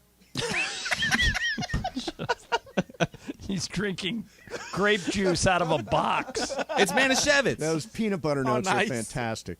I remember one time Mason had a barbecue and Dave Singer, talking about bringing gifts to a party. Dave Singer brought a box of wine, and we mocked him for 5 years. And by the way, now boxes of wine are not necessarily like And they Dave's put like, good it's wine a in barbecue. boxes. We're going to be outside. I thought it was smart. Yeah. And we're like, it's a box of wine. Yep. They go, how good can it be if it's in a box? Okay, so this is just a random story from that same barbecue. Dave's grandmother, Rose, who's a fantastic lady, was telling me how she met her husband. I don't know, you may have been in on this story. So she says, well, we were here, and then we went to Spritz Corner, and then we went to the store, and then the next night we went to dinner, and the next night that, and so goes on for about 5 minutes. And then at the end of the 5 minutes, she says, anyway, to make a long story short, and all I could think was, there's a longer version of this story? So I am an athlete, John. The worst, most uncoordinated athleticism of any person I know belongs to you. So I am an athlete. Mm-hmm. And I came across You are a klutz, is this what you are. Czech athlete. His name is Josef Salek. Okay. A.K.A. Joska. That's his nickname. He broke the Guinness Book of World Records for longest plank pose. Okay. Longest plank. How long do you think he went? Think about it. Okay. And it's a record. It's a record. Some guys can just stay in that mode. I could That's see somebody. me. I'm a big plank guy. Yeah, but you couldn't do it for as long as what I'm thinking. I'm super plank. I'm going to say he did it for like the length of a whole movie, like 2 hours. 9 hours, 38 minutes, and 47 Yeah, that's somebody seconds. that is just like to him. It doesn't even feel unusual. Yes, that's me. Yeah, That's me. I don't even feel I don't even think you could do it for the length of a break. Oh, come on. Like 3 minutes. Come on. Greg, That's you think tough. you could do it for 3 minutes? When I was in good shape, I could do 5. You're not in good shape. I think you can do it. I'm in elite shape. Well, he did. No, I think 3 minutes. I think you can do because he does yoga. Yeah, Mason used to teach yoga. Right. So Yes. I think you probably could. The more I think about it, It is a pose. I would set your over under for 10 minutes. Now, do you think you can do an entire segment while in a plank mode and bring the microphone down to you? I don't know if I don't that'll think the work. microphone will reach. Will the microphone cooperate with that? If you spin it down, maybe. Yeah. We can do that on a remote. You know, like where we No, have those that's- remote mics. Oh, yeah, that's There's true. too many cords and whatnot. Yeah, I don't think we could do it in studio. I don't think it'll reach. Mic, Well, you could a headset do it mic, on yeah. the table. No, I mean I could do it on the table right now. We're going to do a plank pose on the Yeah, why not? console? Oh, my God. This is... Run. DeAndre, Is this run. on YouTube? Now, are you on Yes, plank? we're If you're on not on YouTube. YouTube, you get on YouTube right now. Yeah, I can't hold this for much longer. And the reason is it digs man is into on my the table. it digs into my shins. Yeah, all right. So Oh, well, yeah, no, because the table isn't long so enough. well, wait a minute. Yeah, it is. Hold on. Oh, no. Oh, okay. Now Ireland's really going for the stretch. The full stretch. Yep. All right. There, you got it. You Right. got it. Okay. So Now, how long can you go, John? I'm hitting the timer 3 now. minutes max. Max? Hitting the timer now. Okay, we'll take a break while John does a plank. You have a Emrani read? Oh, and I'll do Ronnie. And pick up your mic, please. Your mic is down. Sorry about that. Yeah. Okay, so Ireland's in plank pose. I've got the clock on him. He's at 17 seconds. We'll see how long he lasts. Hey, if you're injured in an accident, you got to immediately see a doctor, get back on the road to recovery. But even when that happens, you call your doctor, they don't have an opening for a week or even 2 weeks. When you call Jacob, you know Jacob will handle all aspects of your case. That includes getting you a doctor's appointment, usually the same day, with a doctor in your area. And the doctor doesn't get paid until the end of the case, so you don't have to pay a penny out of pocket to get the health care you need. So even if you're between jobs or you don't have health insurance, Jacob can immediately get you the medical attention that you deserve. If you're injured in any kind of accident, call Jacob. A lot of attorneys say they'll fight for you. Call Jacob. He'll win for you. 844-24-JACOB. That's 844-24-JACOB. 844-24-JACOB. Or remember... Accident or injury, call Jacob and Ronnie. Call Jacob. CallJacob.com. And by the way, John is now at 1 minute and 15 seconds in plank pose. Mason, Ireland, 710 ESPN.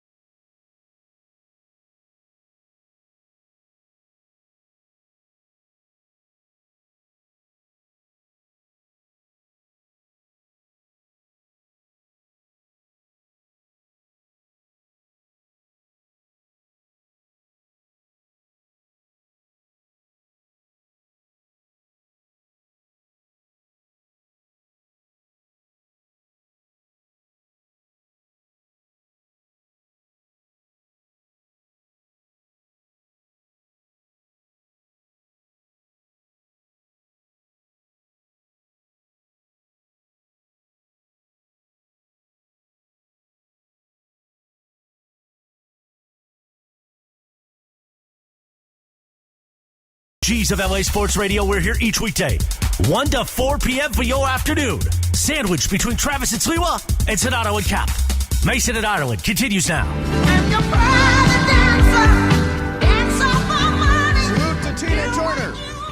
Salute to John Ireland, who lasted 2 minutes and 5 seconds in plank Yeah, pose. I don't know. It would have been tight to get to 3. I got kind of bored, and on the table, it's kind of hard on your elbows. Yeah, well, doing it on the table is a but tough call. so I bailed out. But you, because you're a yogi, I think you could flirt with 10. Yeah, I think I could probably have made it to 3, but not 4. The guy that did it 9 hours and 47 minutes. No way. That guy's just insane. Yeah. That's crazy. And that is a record that will not be beaten by anybody except himself. When are we trying another record?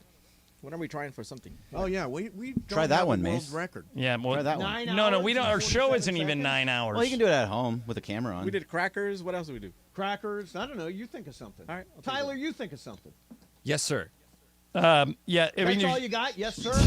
I did it quickly, at least. Yes, you did. You were making alert. progress over here. Yeah, we're supposed to give Tyler a personality.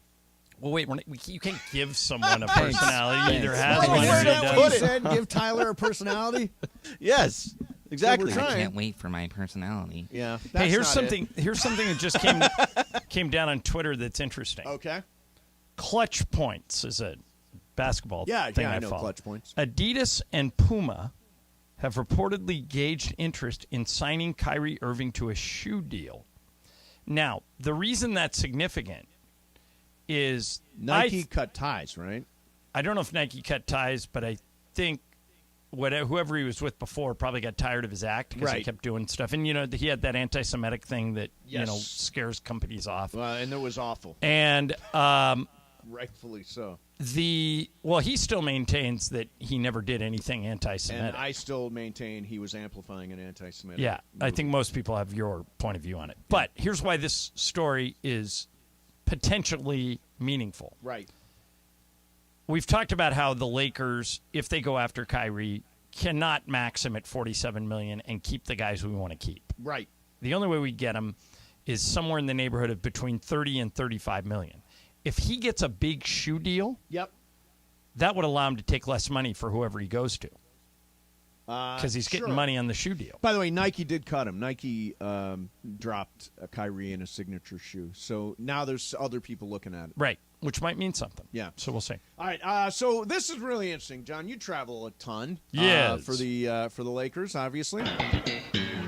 Mookie Betts travels even longer, twice as many games, right? Right. Yeah. Literally twice as many. I did about 100. If they go to the playoffs, he's going to do close to 200 if you count spring training. Exactly. So he does something really interesting.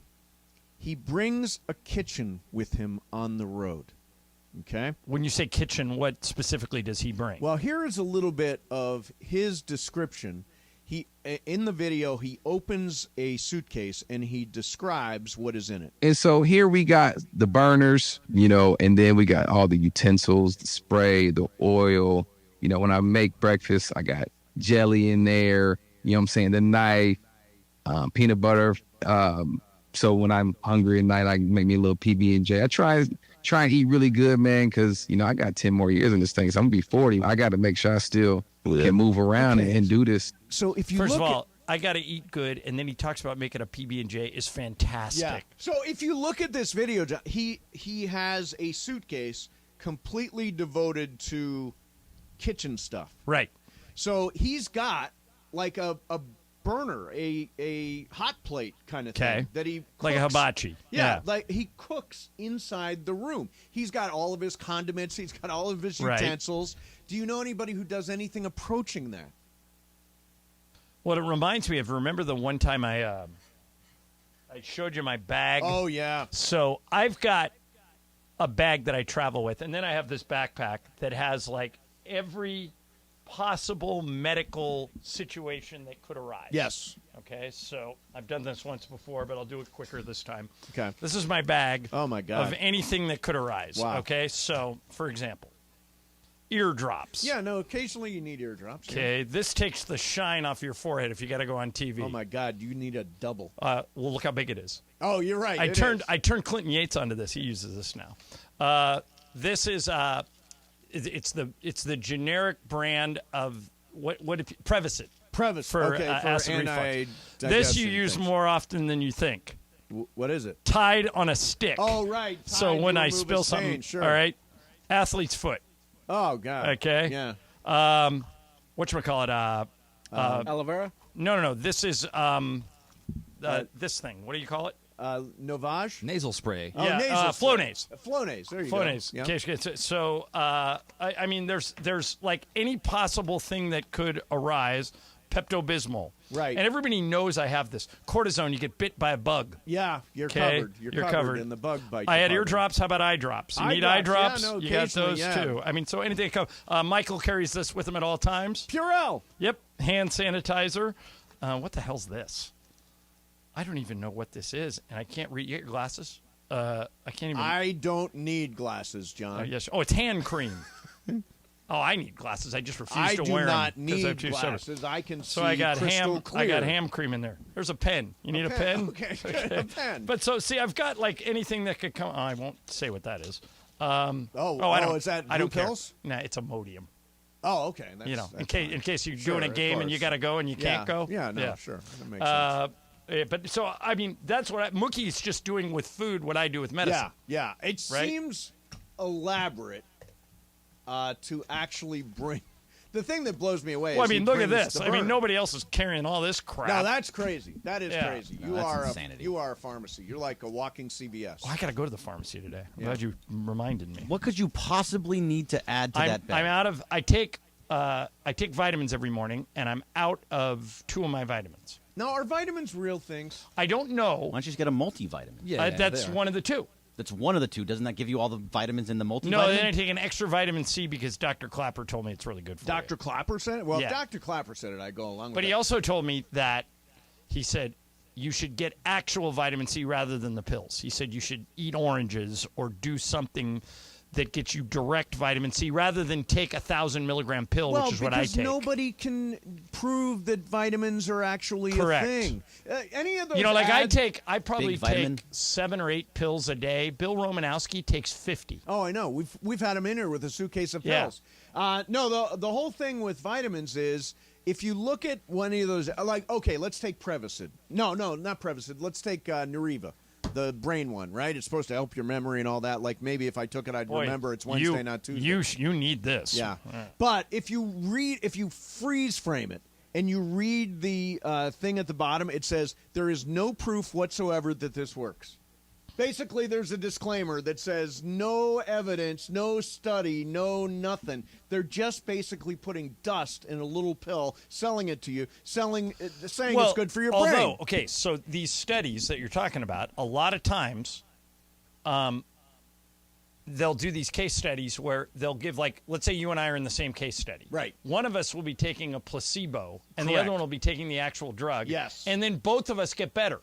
And they're thinking, well, what that? Yeah. Yeah. So I don't know if the 2 vitamins I'm going to go buy today, Right. one's a 1 a day and the other one's vitamin C. I don't know if they do anything for me, but I think they do. Right. So that's why I So take then them. they do. Yeah. Right. Well, here's another study. I'll just throw this out there since we're doing studies. I've got a great one that I remember. That you made up? No, this is a real study. Real study. So they did a test of people who were sick, and they had a room full of people who prayed. And the people that got prayed for did better than the people that didn't get prayed for. Because they believed in the power of prayer. Correct. Yeah. Correct. Now, isn't that an amazing fact? Yeah, that but I just remembered. Yeah, but hold on. There Yeah. are many, many people that feel that prayer has cured them from 100%. ridiculous situations. I pray every day. I mean, I was telling somebody today about, Eric, one of our listeners, Eric Schumann, sent me a note the other day and said, hey, I'm 4 years cancer-free. He had a horrible cancer battle. I remember. I know Eric. And yeah. he listened to us every day. And He's he was a great He guy. was very thankful that we had the show to kind of lift his spirits. Yep. And I wrote back to him. I said, my wife is a 2-time cancer survivor. Yep. She had thyroid cancer when she was young, and she had breast cancer when she was older. And I'm absolutely convinced. She's like, Lisa, she's like super positive and like upbeat. Your wife is fantastic. And I'm convinced her attitude had a major part of why she got better. Yeah, I believe I that. think if you're moping around all the time, you're thinking, I'm going to, this is going to get me, I'm not going to make it, blah, blah, blah, then maybe you manifest that. If you think, I've got this, I'm beating it. And I told Eric, I said, when he wrote the note, I said, hey, man, it was a thank you note to all the people that had kind of helped him get through, and he considers us part of that because he listened to us every day. And I said, hey, man, this was you. I said, I'm glad we could help, but I said, I'm convinced that your attitude got you through this because I think it's a big part of it. And that's kind of, in a roundabout way, what we're talking about. Like, how much of what medicine you take, things you do, things you eat, in the case of Mookie Betts, has to do with how you feel. Yes. And if you believe it helps you feel 100%. better, I think you feel better. Yeah, 100%. I believe that attitude is everything. I mean, I always joke about secreting, but I do believe that you can manifest whatever you want. Well, for years, the number one selling book outside of the Bible every year is like the number one selling book. Yeah, number one, I think it always does pretty well. Was a book called The Power of Positive Thinking by Norman Vincent Peale. Yeah. And he wrote it in like the 40s and 50s. And the whole book was, it's kind of like The Secret. Yes. The whole book was, you've got to put it out in the universe, what you want to accomplish, and it helps you get there. Right. So there you go. Tyler, what do you think? Yep.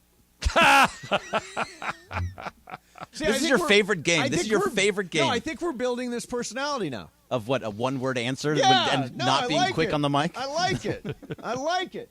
Tyler, what about power positive thinking? Are you a positive thinker? I think you can definitely manifest, yeah. Yeah. What have you manifested lately? I wanted this job really badly. There you go. What is it? What is the job? I don't even know what it is. Like, what do you do? How do I get that gig? You just sit back there with I don't Greg. know, but Is I that got a the job? badge that says ESPN with my name and picture on it, so I There must you be go. doing something Hey, right. as long as the check's clear, Tyler, ride that till it Yes, crashes. sir. I'm here. The business card said Bergman's Shadow. That's what it said. No, it just says I'm here. All right, we're going to do some What's Up, Fool, I think, right now. Yes, Yeah, let's we jump are. into some What's Up, Fool. What's up, fool? Brought to you by our friend Brian Cranston, Aaron Paul, and Dos Hombres. I'm gonna have some Dos Hombres tonight. I've decided. I'll tell you what, I have no games tonight. This would have been a night where the Lakers were playing. They are not playing, and in honor of the season being over, I'm gonna have some Dos Hombres. Excellent. What's Up, Fools? Next, Mason, Ireland, 710 ESPN. All right, if you listen to the show, you know I love to talk about Terranea. Terranea is an oceanfront resort on the Palos Verdes Peninsula. It's where Marineland used to be, if you live in Los Angeles and you know that far back. Also, the old show Sea Hunt, starring Lloyd Bridges as Mike Nelson, was filmed at where Terranea is now, and we're kicking off Memorial Day weekend. And they've got live music, epic sunset. The spa is open. The 4 restaurants are open. The golf course is open. Terranea's sound series is fantastic. Lisa and I have gone down to this every year since they've had it. They have outdoor summer concerts, mostly on Friday nights. You can go to the website, terranea.com, and you can go to any of the restaurants. Nelson's is where they have the outdoor music. You can go hang out at the spa. You can rent bikes. You can hike. It is the best place in Southern California to go and vacation. It's a luxury resort like no other. Spectacular ocean views you won't find anywhere else. You see dolphins and whales swimming in the ocean. You can go out there and paddleboard if you want. It's fantastic. And as Mace talked about, I travel a lot. I'm in hotels over 100 nights a year. Terranea is my favorite place in the world, literally. And one of the reasons why is the guy who runs it. Ralph Grippo is in charge at Terranea. Ralph is my favorite hotel executive ever. He gets it. He will not rest until he knows you have been taken care of. The personalized service is second to none. Trust me on this. Go to the website. Book a day, a weekend, a week at Terranea. It's like going to Hawaii without getting on a plane. Terranea.com. Terranea, Terranea. Listen to me, people. Terranea! You never have to miss a moment of LA's mega sports station. Get the all-new ESPN LA app. Just search ESPN LA in your App Store or Google Play. Download, tap, and bam! You got 710 ESPN in the palm of your hand. Success is picking up extra shifts for your family.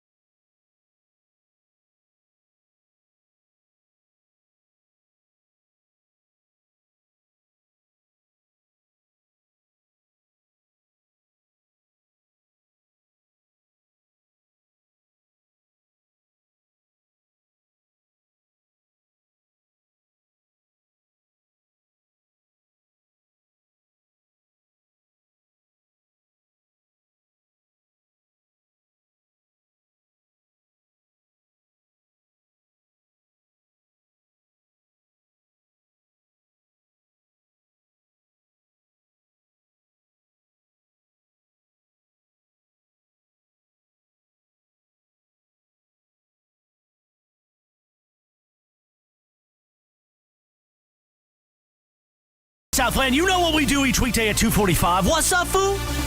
And we've been very excited that What's Up, Fool is made possible by our friends at Dos Hombres. In fact, we've got a special guest voice. Take it away, guest voice. What's Up, Fool is brought to you by Dos Hombres Mezcal. It's fate. It's friendship. It's mezcal. Dos Hombres. Look at that. How do I follow that? I don't. So I simply say, take it away, Corporate Greg. Thanks, Morales. All right, so Buck Showalter is always just a great soundbite most of the time. This one was a little bit odd, though. He was having a post-game interview the other day after Pete Alonso dropped an F-bomb on the field. Mm-hmm. He discussed this with Michael Kay. Take a listen. Did it bother you when Pete cursed on the field? Of course it did. So did it his mother. You know, hey, I learned my lesson a long time ago. My mother could read lips. And, boy, that Sunday drive home after a day game when I would always call her and put the phone on speaker and let her go, she would tell me. And I always felt horrible. And so, yeah, it's not a good idea and something that I don't think you'll see happen again. I hope not. Why do you think Showalter still cares about F-bombs? He's older. He comes from a generation of, there are man of his generation, they say. But there are certain people who don't. I mean, I find cursing to be entertaining. Me too. And by the way, the F word is a word you can use as a noun, a verb, an adjective. An adverb? Yeah, you can use it in almost any case. Yes. And there was one of the great television scenes in history was from The Wire when McNulty and Bunk. Such a great scene. If you just go on YouTube and type in F word scene, The Wire, you can watch the whole thing. It's unbelievable. They're solving a crime and what happened, and the only word they use for 3 minutes is the F word. Yep. So I'm not one of those people, but they're like Jerry Seinfeld, never cusses. Doesn't work blue. Michael Thompson. Never cusses. The only time But Michael's not offended by No, not at all. cussing. The only time I've heard Michael swear is when he missed a short putt. Yeah. And then one other time when let's just say it involved an Instagram model. Right. But not with Michael, with one of his kids. Sure. But there are certain people that don't need it, and people that are older, I think, would it be fair to say they think cursing is a sign of weakness if they're Cursing older? is a sign of what? Insecurity? Being impolite. Yeah, maybe. Like, for example, I learned the F word from my mom. She used Tough it. day for Donna. She's getting hammered today. No, she uses the F word a lot. Yeah. And my dad used it a lot, too. So I grew up with the F word in my life, and I think I started using it when I was... By the way, I don't think I'm doing any spoiling here, but Greg, the F word, a very big part of Ted Lasso last night. Yes, it very much was. Yeah. So there's wait to watch. there is a whole F word story arc. Yeah, I've got to carve out... it was really good, got too. to carve out an entire night to watch Ted Lasso, which is apparently an hour and 87 minutes long or whatever No, it it's is. 79 minutes. 79. It's There's like an nothing hour. on I'm going to tonight. watch it tonight. There's no NBA. Slow blinking at me. Watch it tonight, Mace. We'll catch up tomorrow. Okay, we'll I would watch like it tonight. to We'll catch up rear tomorrow. up and jackknife my legs and kick you both in the f***ing jaw with my foot bone. That's what I would f***ing love. I wish my f***ing foot would go right through your skull. This is what happens when you corner a rat. I will f***ing kill you. You corner me, I will f***ing chew through you. Yeah, I'll chew through you. All right, so Slow if you blinking don't know, eyes. if you don't know what that is, Slow slow blinking eyes. That is at the end of the movie. This is 40. Yep. And they told Melissa McCarthy, "We want you to be so mad at the school principal that you just lose it," and she ad-libbed all of it. Yeah.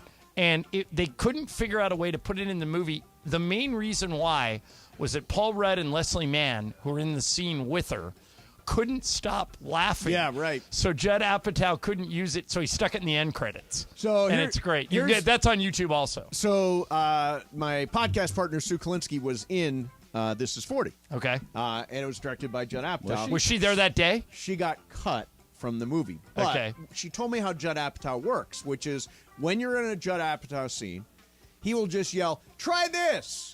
Hey, I got an idea. Do this line. Which and is so he'll probably why Sue got asked to be in Curb Your Enthusiasm. Correct. Because in one of the strangest... Sue, who is not gay, plays a gay woman offended that... Larry gets in trouble with the gay women because he pretended he was gay. Correct. Right? Correct. And Sue, he's like, "Sue, you're my friend. What is this?" She goes, "Larry, you disgust me." Like blah, blah, blah, blah. So, yeah, good for Sue. Yeah. What's up, fool? All right, so a woman named Morgan Rumpf on Twitter posted a picture of her Dunkin' Donuts drink It's a order. beautiful name, Morgan Rumpf. Rumpf. Yeah, one you would remember. Yeah, I have a friend named Candace Rumpf. I wonder if they're related. Pretty simple order. Medium original blend, 2 creams, mocha swirl, and less ice. Okay. Pretty normal. It came out to $3.64. The only issue, they charged her 25 cents for less ice. What is actually happening here? Less ice. Not more ice. No. Because I always ask for more ice. I like a lot of ice with my drinks. No, it actually says 25 cents. That's saving them ice. money. That how makes is it no saving sense. money? It's frozen No, water. Right, but here's the thing. If the drink is more like if you go to a bar, It's like extra when coffee. I always order, like what if I get a whiskey sour, I say I want it in a rocks glass with ice.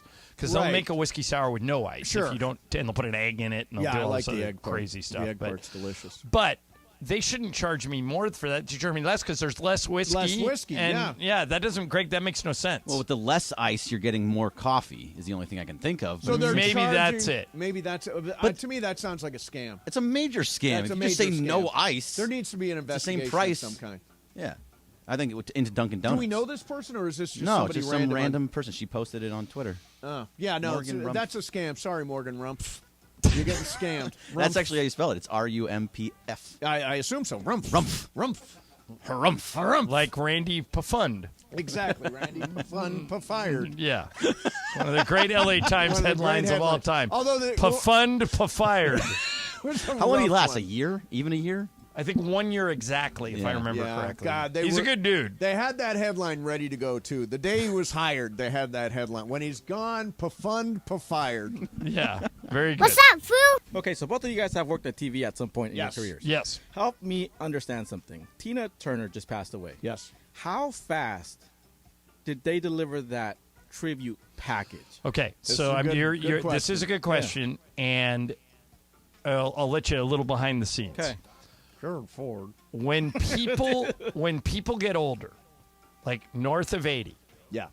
and they're famous, Yep. you have it ready. You have what they call the obit reel. And even if they're like Vince Scully lived into his 90s. Right. We had that ready just Sure. in case for a couple of years. It's most news organizations know now when a young person dies, it's completely different Yeah, because you right. don't have it ready. But most television stations have an obit file. If someone's older, particularly somebody who's had a health issue, Yep. they have that thing ready to go. And that's why you'll see Tina Turner passed away today, and boom, a 4-minute tribute to Yeah, Tina yeah. Turner on CNN. They have it ready, and she was 83. So that's Obit age. yeah, that's when you would have an obit reel. They have one, by the way. They have one for every living president.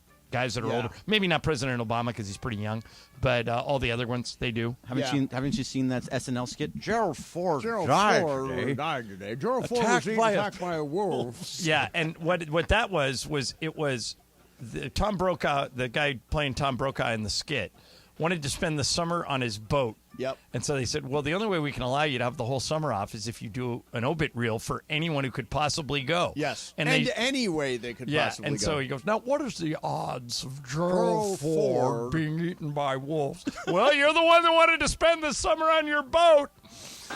Tragedy today as former President Gerald Ford was eaten by wolves. He was delicious. Oh, wait, that's just superfluous. Right, it's a former president, Tom. What are you saying? He's not delicious? Fine. Oh, what's next? All right. Dana Yeah. Carvey. Dana What- Carvey. so good. Unbelievable. And Tom Brokaw made all that money for all those years saying 24 of the 26 letters in the alphabet. Yeah, good Isn't for that him. incredible? What were the two that he missed? Well, clearly, the L's and the R's. What's up, fool? Struggled with both of them. All right, so Thursday Night Football will officially be flexing starting in Week 13 to Week 18. They already allow flexing on Sunday night games, but how do you feel about flexing Thursday night games? All right, Mace, this is a question specifically designed for you. Oh, it is? Okay, good. And here's why. I like things like this. The vote passed by the minimum. You got to get a 2/3 vote to pass something like this. Ridiculous that it did, by the way. It passed 24-8.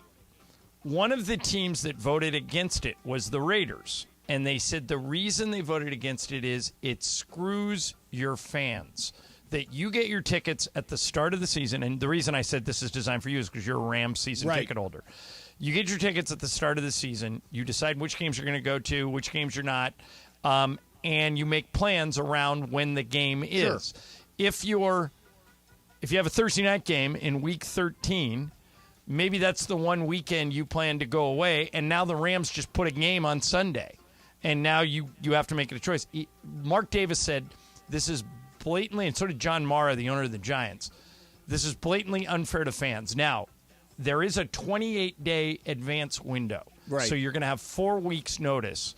But the Rams are a prime candidate to get flexed out. Sure. Because in the past, the Rams have been really they good. They have actually a late in the season Thursday night game so what, scheduled. As a Rams season ticket holder, what do you think? Fair or unfair to flex games late in the year? Totally fair. I mean, first of all, as a viewer, I want a really good game. As a season ticket holder, it's exciting when your team winds up the national TV game. Like if you get flexed into a primetime spot, that's really fun. I mean, you juggle a day or two to get there. You said a 28-day advance notice. Which seems more than enough notice. It seems more than enough to juggle stuff. But no, I always think it's a really big deal when the Rams get flexed into a primetime slot. That means your team's really good. But what if, like John was saying, you get your tickets at the beginning of the year and somebody says, I would love those Thursday night tickets at the beginning of the year. I'm going to change everything for this.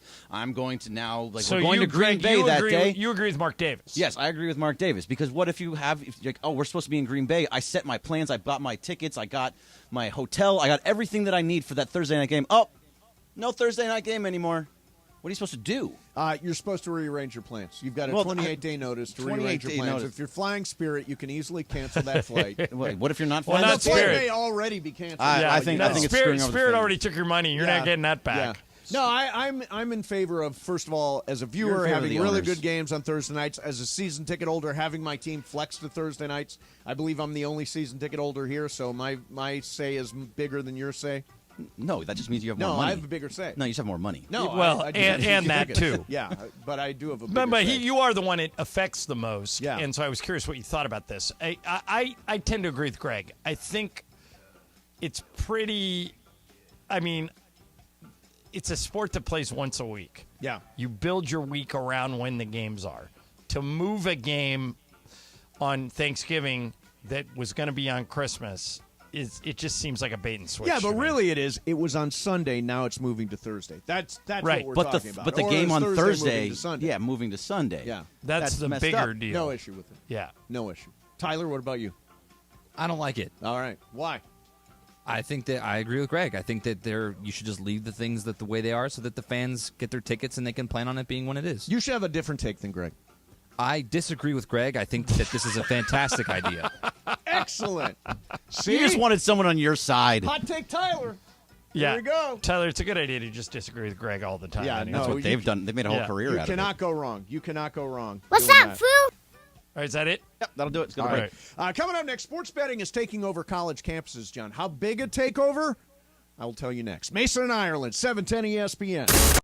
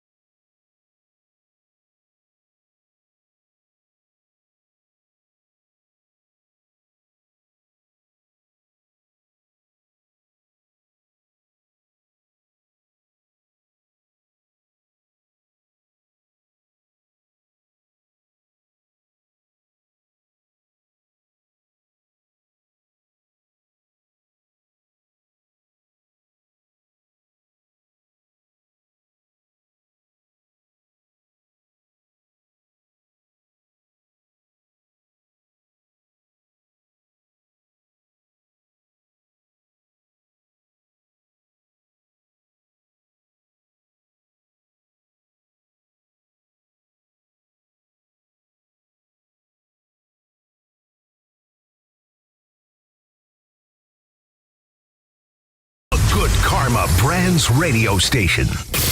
ESPN 710, Los Angeles Sports. And it is the biggest show on the radio. Mason and Ireland is on for your Wednesday afternoon. I don't know where these sounds are coming from. Everybody's on my nerves today. Everybody's on my nerves. Are you going to sit there and just take it? Let's get to it. Your Wednesday afternoon. Mason and Ireland right now. 3 o'clock crowd. What's up, people? It's Wednesday. It's been a good show, I think. Not bad. Tyler, what do you think? It's been an awful show, Mace. All right, thank you. Taking the other No, side. it's been great. I've been having a good time. Yeah. You can't tell him that. See, this is one thing you got to learn about Mason. You can't tell him it's a bad show in the middle of the show. It'll take over the show. What if he tosses to me, I just have to say it's great? You know what Juan says, don't take the show so seriously. He's right. Juan is right. I take it too seriously. I think we've talked about that many times. You think I take it too seriously? Hell yes. When you get a text after the show being like, that show sucks. Get up on that table and plank. You're taking the show too seriously. I can plank my ass off. All right. So, Bergman, you came at me today. I came at you? Me. Come at me. You sent me this little note about a squirrel at Yankee Stadium, and then you literally said Mason would run.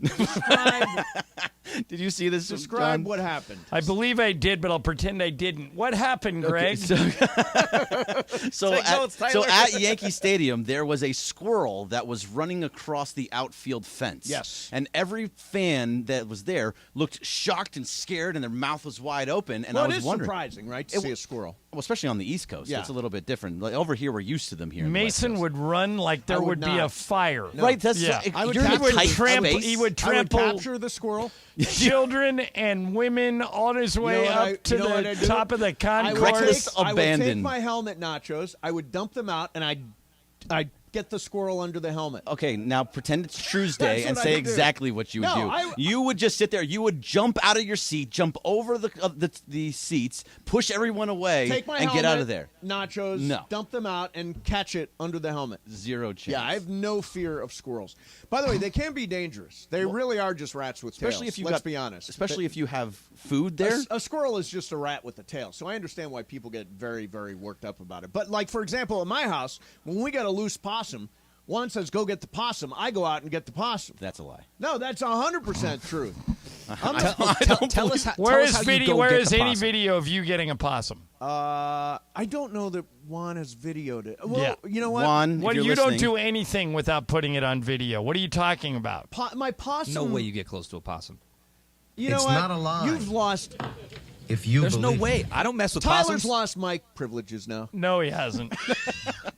No, Want me to turn it down? I have no fear. I have no fear. That's the thing about me. I will do anything. I will try anything. I will catch the squirrel. Yeah, he has no fear. Remember when we were doing that remote and the tent collapsed and he ran away like a big gust of wind. I was trying. We gotta get out of here to save lives. I was trying to save lives. Your own. I'm all about saving lives. Yeah, your own life. You just let the thing crash on the three of us. I really think you will do almost anything, but in the moment when it happens, that's when you freak out. I run towards the crisis. I run right towards the crisis. If it was on the other side of the building, he maybe. would run from that squirrel and with the pins in his foot, limping up the aisle. He'd be trampling old ladies. It'd be funnier than hell. You would be the guy on SportsCenter every single night. That's enough of that. No, you don't want to take that anymore? No, stop. Come at me. Yeah. Ed, we're just coming at you. Yes, you are. Ask and you shall receive. You know what's really good? You'll never guess what I was going to say. Okay, what's really good? Schnitzel. Schnitzel is You're right. great. I would not have guessed schnitzel. So, I haven't had schnitzel in years. So I got schnitzel last night. We went to this place called Rasselbach in my neighborhood, German kind of beer joint. And the schnitzel, what I want to know is how do they get it so thin? Like, are they pounding the schnitzel out so that it gets really thin and they can turn it into schnitzel? You didn't think to ask them when you were in the schnitzel place? I didn't. Is there a schnitzel person here, Greg? Do they pound it out or is it naturally thin? I mean, I can call Wiener Schnitzel for you and see what they think about it. They don't serve They serve hot dogs. They don't serve schnitzel. They're called schnitzel. Yeah, but I think Mason's right. I don't think they serve schnitzel at Wiener Schnitzel. I've seen an Israeli woman make schnitzel, and she would butterfly a chicken breast and then hammer it flat. Yes. And she would hammer it. She'd have like a food hammer. Wait a minute. Yeah. Wait a minute. There's chicken in schnitzel? There's chicken schnitzel, there's pork schnitzel, and there's veal schnitzel. Schnitzel, I believe, is the way it's prepared. So I'm really tough to say. I may be the world's biggest idiot.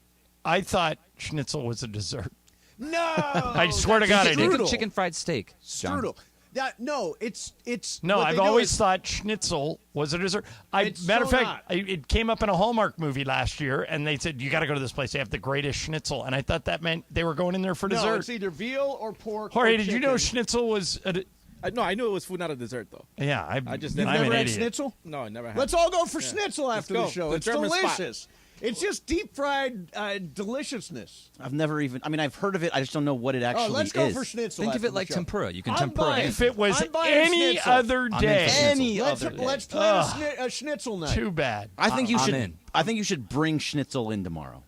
Bring schnitzel. I don't know how it travels. From the store to here. I don't know think how it doesn't- schnitzel travels. It Like, better does be in a tin, in one of those metal tins. Correct, because it's part of it is it's crispy. You got to keep it hot and crispy. You got to keep it crispy. All right, so what did I tell you? Oh, yeah. So, John, I'm going to hit the Seinfeld for the second time this segment. Everybody's gambling now. And Yes. apparently it's a lot of kids. A lot of the kids are gambling, John. So, new study. By the way, somebody on Twitter, did you see the guy that said, I said, I read a study, and you said... Yes, I did see this. What did he Where say? was it? He said? Hold on, let me find it. Yeah, find it. It's very funny. He It said, was oh, like, here it is. Venice Mace says... Venice Mace says, I read about this study. Bergman Greg. Source? Venice Mace. Trust me, bro. Trust me, bro. Sounds about right. So this is a real study. The other one was fake. This that is real. in colleges, this just came out. In colleges, 67% of students living on campus are bettors and tend to bet at a higher frequency, with 41% of students who bet wagered on their school's team. 67. That's way higher than I would have guessed. Of students living on campus are bettors. The reason I didn't gamble a lot when I was in college, I didn't have any money. I mean, where are they getting the money? Their parents. They're taking their money from the parents that they're supposed to be using for school. When and you're in college. gambling at all? Yeah. Did you get money from mom and dad when you were in college? I did, and I was told that if I went one day more than 4 years, I was on That's my own. exactly what happened to Juan, too. One Yeah. day more than 4 years, and you're All out my of friends UCSB. going 5, 6 years. Shout out to the great Vic Karadaka, 6th year senior at UCLA, my big brother in the fraternity. Nice. But no, I was told we will pay for 4 years of college, and the second the 4 years is up, you're on your own. Right. And Bergman, so that was did it. you get money for your 18 months of college? It was right around that, actually. It might have been I a little, know. it was actually less. I've I think memorized this, you're yeah. giving me actually a little bit more. I was only there for a year. So, yes, I did get money for it each month, and I used it within 3 days. I sent you guys this story about a week ago. Not on gambling. No, but it's about college. Is it, if you know, I always thought college was to prepare you for the rest of your life. Sure. If, like you're a good example. Mm-hmm. You have a degree. Correct. You really don't need it. Was it important for you to get it? I learned, for this job, Yeah. I learned a lot of history, a lot of pop culture. My degree was actually in pop culture, Bachelor of Liberal Studies in the College of Pop Culture at Bowling Green State University. Bachelor of Liberal Studies. What a shock. Yeah, what a but, shock. But no, so I do use all the information that I absorbed over, and when I have random movie, TV, right, but like when sports, I hear a story about a guy going back to, I'm trying to remember what the context of I'm this trying to story remember, was. too. I can But find some it. guy went back and got his degree, and part of it was that he promised his mom, who passed away, that he was going to do it. So the reasons were personal. But I hear a lot of people like, I don't think Michael ever went back and got his degree. I don't think anybody in maybe Mikey, who went to Pepperdine, got his. Right. But I don't think Clay has his degree. Maybe he does. I'll have to ask Michael next time I talk to him. But those guys. It's Todd Bowles, the Tampa Bay Buccaneers head coach. Exactly. Okay, so Todd Bowles recently. Todd Bowles is a head coach in the NFL. He's going to be a coach for the rest of his life. He's been a great assistant. Now he's a head coach in Tampa. 37 years after he left college. And part of Todd's reasoning was that he promised his mom, so it was weighing on his mind. But take his mom out of it. Yeah. If you didn't get your degree and you go back to get it just to check the box. Yep. What do you think of that? So box checking was important to me. I was the first kid in the family to go to college, and so graduating from college was a really big deal. That's what LeBron said when they asked him about Bronny. the day Bronny decided to commit to USC, there was a Laker playoff game. Right. And after the game, somebody said to LeBron, what do you think about your son announcing today that he's going to go to USC? And LeBron said something that I'd never thought about. He said, and that you just hit on it. He said, well, if I'm being honest, his dad didn't go to college. His mom didn't go to college. My mom sure as hell didn't go to college. She was busy raising me.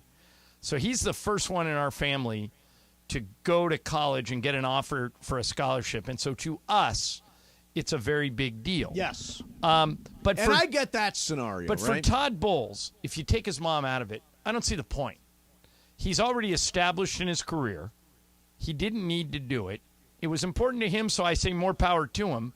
But if my son came to me and he was a success, if my son was Todd Bowles, and he said, I'm thinking about going back to school, I would say, why? You've already accomplished, like we've talked about Peter Jennings, the old news anchor. I don't even think graduated from high school. Larry King didn't graduate from high school. Yeah, Bill Gates didn't graduate from college. Steve Jobs. Yeah, so once you get out in the world and make your way, you've won. You don't have to go back and check that box. So there is a thing. But I will say this, my first news director, Yep.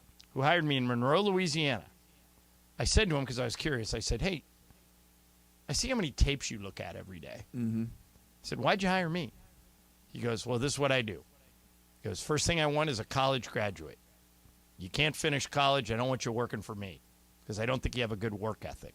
You were a college graduate, so you went in the good pile, and then you wanted out from there. So there were people back in the 80s who said this degree is a prerequisite for you to get hired. And there are still certain... Even though I was doing a performance job. There are still certain professions where the college degree is the price of admission, but, and this is not an original thought. No, actually, it is an original. Apprenticeships are a really big deal now. You know, learning a skill, learning a trade is just as good as getting a college degree. You agree? Right. Yeah, I do. That's an original thought. Yeah, I do, actually. Just thought that one out. Thank you. Thank you very much. Bravo. Bravo. Jorge, do you have a college degree? I do not. I went straight to junior college. I interned and I worked my way up. Is it something that is important to you to go back and do? No, not If to me. you came to me and said, I'm thinking about going back and doing it, I would say only do it if it's on your mind and it's bothering you. If you think you need to do it to get ahead, you've already proven that you can do this job. Yeah, So I wouldn't encourage you to do it unless it was for like what Todd Bowles did it for, moral reasons or ethical reasons that he wanted to honor his mom. But like if a company like, because you're the executive producer of the Mandy Awards, right? If a If you say company so. like George Lucas, Light and Magic, you know that thing, if they came to you and said, "You want to come here and do an apprenticeship and learn all this new production stuff," you would take them up on that, right? Oh yeah, yeah, but it's not like That's going not to- college, but that's Exactly. learning in that. Yeah. Now, Tyler, did you attend a university? I did, yeah. I went to CSUN. Northridge. Oh, Northridge. okay. Whoa. Now we're going to make fun of you because that's the. I love Northridge. That's the alma mater of both I A. love Martinez Northridge. and Dave Singer. Just saw A. Martinez. You did. How's he Yeah, doing? He's doing good. He's like Mike. Mr. Most people who worked for us. He's now past us career-wise. Mr. NPR guy. Yeah. Can we pull Tyler's voice cracking? Yeah, it was please? there. Yeah. Oh, I did the Peter Brady. Yeah. I went to When Northridge. it's time to change. What was your course of study there, Tyler? Communication studies. Yeah, and is that paying off for you? Or? Yeah, I think it's doing all right. Yeah. Yeah, I think it's working. It's good. You want to hear something interesting? Yeah. Carlo, Laura, Funches, me, we all went to the same junior college. Is it El Camino or different? No, Mount San Antonio College. in Oh, wow. Walnut. Mount Sac. Yeah, Mount Sac. Oh, that's So we all awesome. came out of there. That program taught us what we know. So it's a and- pipeline Yeah. I've said to often, ESPN LA. I've said oftentimes, by the way, Tyler, that I'm just waiting. I love CSUN. I think Northridge is fantastic. I agree. And I have always wanted to give a commencement address. It's that time of year, and I would Yeah. like to give the commencement address at CSUN. If they asked That'd be me, really you know what cool. I would say? What? If You it was any other night? No, that too. But I would say, you guys give out degrees? Yeah, Ooh. right. That's really Yikes. rough. It's the price of admission. By the way, isn't it weird that I've talked about giving commencement addresses before, and no one has asked me to do it? Shocking. Never Like would have even thought. I'd even do a high school. Wow. I'd even do a high school because I've got wisdom to impart. What would be the number one main piece of wisdom you would impart? Never get outworked. That's good. Never get outworked. I would add two words to that. What? Stay humble. Stay humble and never get outworked. That stay humble is my thing. I own humble. Yeah, that's never been said. Humble is my jam. Ever. Humble is my jam. Humble is my jam. Okay. Coming up next. Did you see that Ray Allen thing? No. Oh yeah, it's really interesting. You're gonna have a good take on it. Ray Allen said something intriguing about Ray Allen, who once told you, along with me, that you just had a sprain when you actually shattered your foot in 9 places. Yeah. He has named his top 5 NBA starters of all time. I want to get your take on it. Coming up next. Mason and Ireland, 710 ESPN. Hey, you need a car? If you do, try this. Go into any car dealer and tell, hey, I want that car, I want that model, I want that color. They'll tell you, we don't have it. You got to wait. Supply chain that's stuck on a boat. We can't get it. Not at Toyota. New vehicles are arriving daily at your Southern California Toyota dealers. Imagine yourself in a new Tacoma. Or how about a powerful new Highlander? Right now, you can get an incredible deal. Not only on the Tacoma and the Highlander, but the full lineup of Toyota cars and trucks. You can choose a special lease, a low APR, even get cash back on the Toyota car or truck you've always wanted. For great deals on a new Tacoma, Highlander, Camry, RAV4, or Corolla, see your Southern California Toyota dealers or visit Toyota.com. No wonder Toyota and the Lakers have been in business for almost 45 years together. Toyota, we make it easy. The fun way to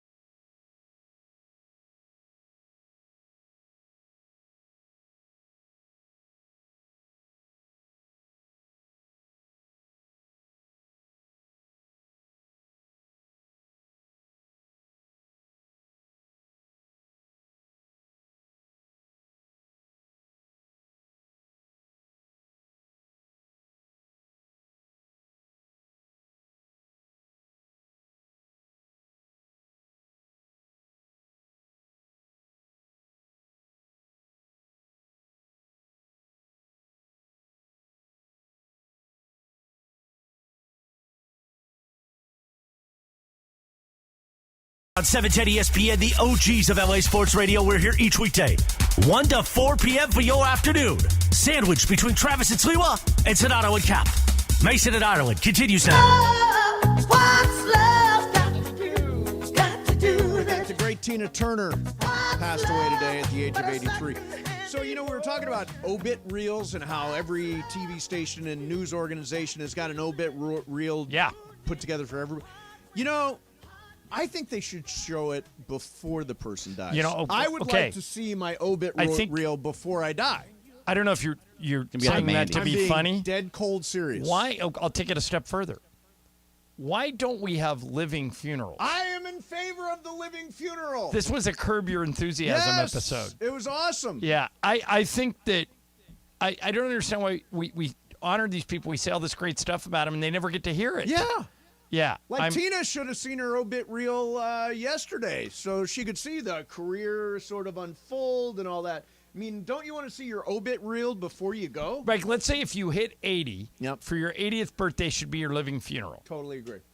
Bergman, living funeral. I mean, yeah, that'd be great. But, don't you just go on to ESPN Los Angeles Twitter page and see your reel all the time? Stop. What my reel? What do you mean? What is my reel? All of your different exploits you've done. I guess that's kind of I'd say that's a resume. Yeah, it's pretty much what you do. Yeah.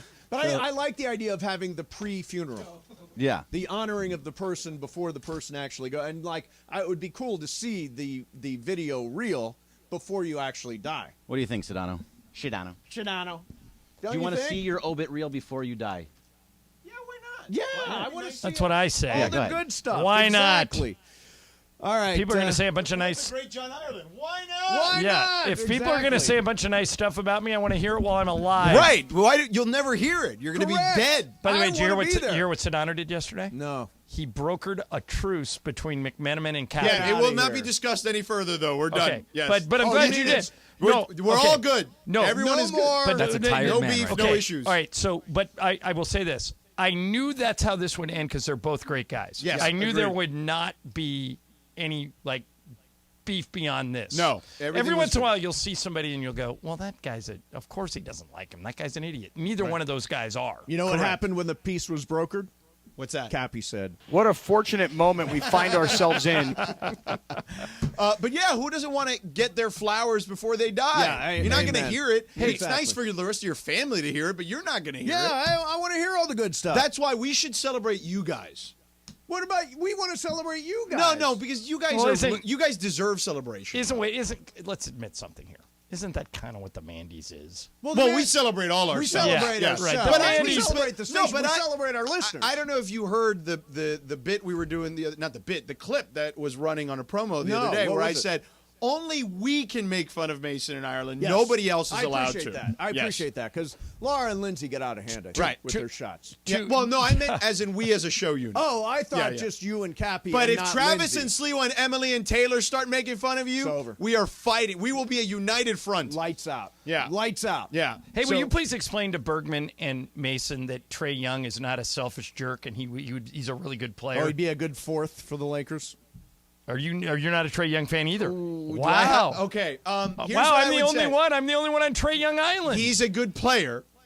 We need shooting, George. No, but he can't play defense worth a lick. But neither can D'Angelo Russell or Kyrie Irving. He's worse than that. No, they're all three bad. No, he's the worst of the three. He's the worst Wait of a the minute. three at defense? If you can't play a lick of defense, isn't that – there has to be a bottom. Aren't they all zeros? No, Trey's a different level of worst at defense. And you can game plan around him. Now, maybe not with LeBron and AD, but yeah. I don't think the Lakers can trade for him anyway. I think it's too complicated. I just don't like the archetype. You know what I mean? Like, he's not Steph Curry. You know what I mean? Right. But we desperately need a consistent three-point shooter, and he shoots 35 to 40% every year. And look, I like him. In my very limited interactions with him. So this is not a personal thing. I just don't like the archetype because I don't think, I get he can shoot like Steph Curry and Dame, but he's not as big as those guys. Right. And what I think you talk about shooting, we just need a few KCPs. Yes. Yeah, but they're hard to find. Right, but those are the guys. Wait, you had a couple of those. I know. The Kyle Kuzma we had tweet. a KCP The at Kyle one point. Kuzma tweet was hilarious. Did you see this? By the way, I would welcome Kuz back here in a heartbeat. Amen. So for those that don't know what I'm talking about, I guess somebody tweeted out a video of Rob Pelinka saying, or the quote of Rob Pelinka saying, we're going to build around our young core. players.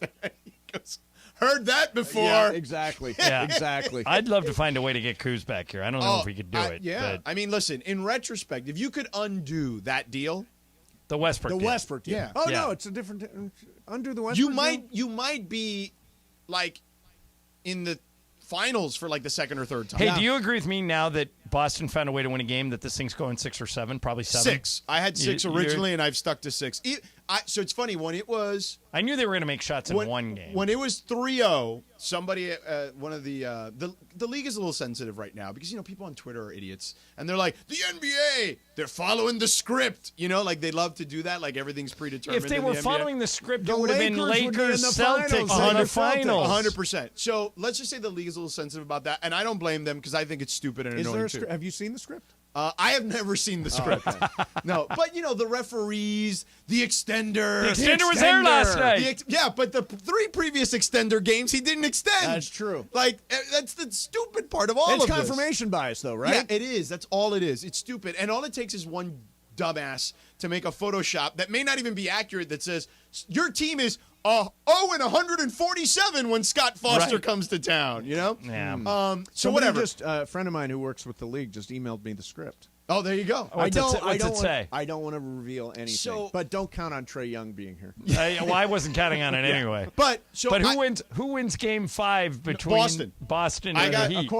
According to the script, Miami closes it out. Oh wow, Jimmy buckets. Yeah. So a league person when it was 3-0, I was like, "What do you think?" I said, "Boston will win Game 4. They're not going to lose 4 straight." 52 years now. Yeah. Going to be 53 now. Yeah. They're not. There gonna has lose not 4 been straight. 2 sweeps in the Eastern and Western Conference Finals ever. So I said they were going to win one in Miami. They'll win the one at home. Everybody will go, "Uh-oh, are they the 2004 Red Sox?" Right. And then Jimmy Butler and Spo will snatch their souls and it'll be over. Yeah, probably. That's my script. Oh, is that your script? That's the or is Sedano that, script. That's not the script. No, it's the Sedano Because script. the script says that Miami closes them out. That Jimmy Buckets rips their heart out Yes, tomorrow. Exactly. Okay. I mean, listen, I'd be fine with that too. Yeah. Now I know everything that's going to happen. Yeah. I'm not in the league, but I have the But script. you got the script. The script is the most important. Well, who's thing. playing point guard for us next year? Not Do you Trae Young, really- he said. Do you really want... I don't do wanna wanna do- know, yes. I don't want to do spoilers. Spoil wanna away. I Why want to don't you know. save it for anything. the other side? Oh, I'll save it, yeah. Plus, I want to ask, did you see the Ray Allen thing? I want to do the Ray Allen thing. Do you know the Ray Allen thing? I do know the Ray Okay, Allen we'll thing. do the Ray Allen thing, too. All right. Mason Ireland, Shadano's hanging out, 710 ESPN.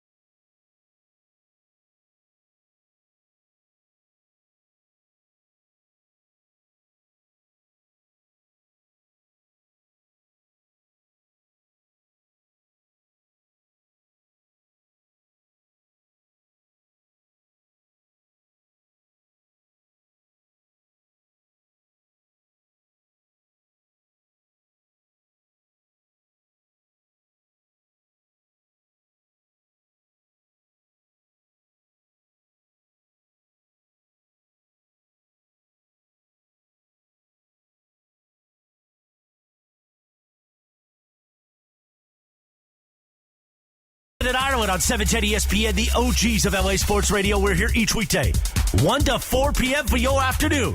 Sandwich between Travis and Sliwa and Sonato and Cap. Mason and Ireland continues now.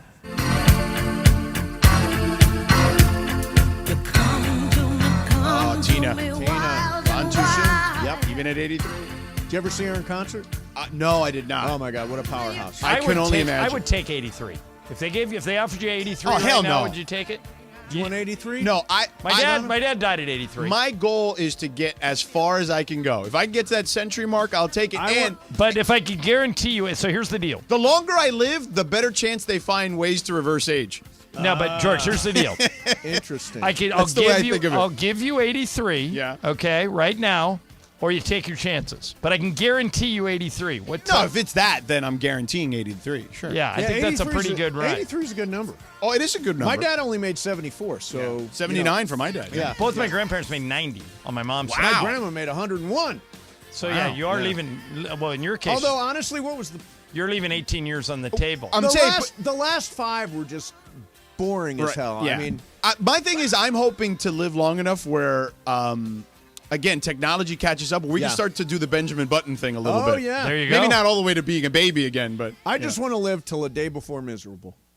Yeah, miserable is never fun. What was the Tuesday with Maury thing? He said, "I want to stay alive as long as I can. I want to be able to wipe my own. You know what? Exactly. Yeah. Oh yeah, exactly. for sure. Yeah, and if I can't do that, I'm out. Now, Shadano and Cap, it seems like you guys win a lot of Mandy Awards. You won a lot. We last did. year. We won. I don't know, 5, 6. I don't remember. Whatever it was. That. Yeah. But this year, the only award I care about, the only one is Host of the Year. No. Vote for the Mason and Ireland Show. Show of the Year. Oh, Show of the Year. Show of the Year. So you didn't even care about Host of the Year. John, you shouldn't want to redeem yourself after last year. No, I voted for you. You guys take all the rest of the awards. I just want Show of the Year. That's all. That's it? If we win it, I'm going to throw the trophy at Sliwa as an honor of reconciliation. Please don't do that. No, I'm going to tell him it's coming. No, he should be able to throw it at you. Yeah. Right. That's what should happen. I'm going to say, you guys have never won a Mandy Slee. This is for you. Here it comes. Boom. What do you think? Yes, but I like him throwing the trophy back fair at you. enough. I think he owes you. I think a trophy needs to be thrown. I asked Ireland this yesterday, Shadano. Is it possible to go over the top on what I wear at the Mandy Awards? Never. That's what I said. No. Impossible. If you literally, I told him to think Met Gala. You can't. You can pull that off. You cannot. Like Met Gala, the more absurd, the better. I could wear this at the Met Gala. So remember that. Okay. More absurd, the better. Now, what's the Ray Allen story? Okay, the Ray Allen story. So Ray Allen was asked for his all-time starting 5. He did his top 5 and a 6th man. Here's what he said. What would be your all-time starting 5 with the 6th man? With the 6th man? Yeah. Michael Jordan, Magic, Larry, Shaq, Hakeem Olajuwon, and 6th man. I've never been asked 6th man. 6th man. Manu Ginobili? No. He's a great 6th man, but it would be 6th man would be like. Struggling. I would say LeBron. LeBron is the 6th man. Yeah. All right. Here's the problem with that list. No Kareem. Right. Yeah. Kareem has to be on there. People say Kareem over Shaq. Olajuwon before Shaq. In my opinion. Olajuwon before Shaq. In my opinion. Shaq says that. Yeah. But in my opinion, they say Bill Russell was the greatest defensive center of all time, and Wilt Chamberlain was the greatest offensive center of all time, and Kareem was both. Yeah. He was great defensively, great offensively. Kareem has to be there. Mm-hmm. I like Magic and Jordan at the guards, although I'm a little partial to Kobe. LeBron has got to be at the starting 5. I'm sorry. Over Larry Bird. Over Larry Bird. Yeah, LeBron's better than Larry Bird. I think when he was asked afterwards, he said he needed shooting, so that's why he had Bird on the floor as the starter. Yeah, LeBron has got to be a starter. Well, that's true. Think about it. My team doesn't have any shooting yet. If I have Kareem, Jordan, Magic, LeBron, I do need somebody who can fill it up. Maybe I could. That's a. Are you gonna take Magic up at Steph Curry? Maybe move Jordan to the small forward and put Steph in. Yeah. Or, wow, that's a hard one. Because you do have to. You can make a case for Steph. Yeah, for sure. you do have to have somebody who can shoot the ball. So that may be it. Put Steph in the backcourt with Magic. Have Magic bring the ball up, turn Steph into the Jordan shooting and guard. LeBron. Jordan and as your LeBron are forwards. your forwards and Kareem in the middle. Yeah. That's a good team. That's a team. Well, Ray, he got sprung. My six I mean, man, he also clearly was not ready if for the Ray question. had time to think about it, I think it would. And let me tell you something. Having covered Ray for a very short amount of time, he is super meticulous. Like, I'm sure you saw him. Shoots more jumpers in warm-ups than anybody I've ever seen. And I'm sure you've seen him out there hours and hours and hours before regular season games, not just like playoff games. Shoots like 1,000 shots on game days. Wow. So that famous shot he hit, the game 6 one against San Antonio, true story. He practiced that. He would lay down on the floor, jump up, spring up, and sprint backwards to the 3-point line to the corner. And he practiced that every single day. I think you can make an argument that is the greatest shot in NBA history. Because Ori's wasn't in a finals. Correct. And it not only forced a Game 7, but had he missed it, the Spurs win the title. And it changes history completely. LeBron has only one championship at that point. Everything changes. So many things change at that point. So Ray Allen may also be the worst GM. No. Oh. Medical. Okay, true story. Advisor. I heard about this once. So I think you guys Mason, told me. one day there was these guys we used to do, like we had this goofy TV show where we'd bring in people to do all this goofy sports stuff. And one time we brought in these guys on bicycles, like BMX bikes. Yeah. And they're jumping all around, and there's a bar that's 3 or 4 feet high, and this guy figured out a way to jump with his bike, like over a It was very impressive. 3 or 4 foot bar. And Mason Wow. goes, I could just jump over that. I go, you can't jump over that. He goes, watch, I'll jump. And he jumps over the bar, and he lands. And the very first thing you said was, I think I just broke my foot. And Ray Allen was in studio with us that day. And Ray and I looked at his foot, and we went, you're fine, man. It's just a sprain. Elevate it, put it on ice, you'll be fine. He broke it in 9 places. He shattered it. You're like Bird Bones. Oh, it was Bird Bones, exactly. It just shattered. But Ray Allen, I saw him at the Olympics must have been in 2000. That was Sydney, right? Yeah. Saw him at the Olympics, and we were going to do an interview, and we walked in, and I said, Ray, do you remember me? He goes, yeah, you're that guy. You're that guy. That's funny. All right, we got Game of Games you're going to play. Sure, let's we go. will do that coming up next. Mason and Ireland, 710 ESPN. May is National Barbecue Month. Celebrate with a new grill from Barbecues Galore, the most trusted name in outdoor cooking for over 43 years. When it comes to grilling, no name is trusted more than Weber. Innovative features, top-of-the-line construction. Weber grills are built to last. Memorial Day is Monday. Now is the perfect time to upgrade your outdoor cooking game. Barbecues Galore offers free drop-off with your new Weber grill. Most items are in stock, ready for delivery. Barbecues Galore is run by our buddy Henrik Stepanian, who has been a friend to us here at the radio station for years. And Henrik knows not everybody can walk in and drop a bunch of money on a grill, so he offers extended financing. He also knows that sometimes some other company might be having a sale and lower the price on a grill. If you find a lower price anywhere, Henrik will match it, and then you get that great Barbecues Galore customer service. Here's what you should do. Go to the website, bbqgalore.com. bbqgalore.com has every item they sell. You can compare, you can contrast, you can decide what you want.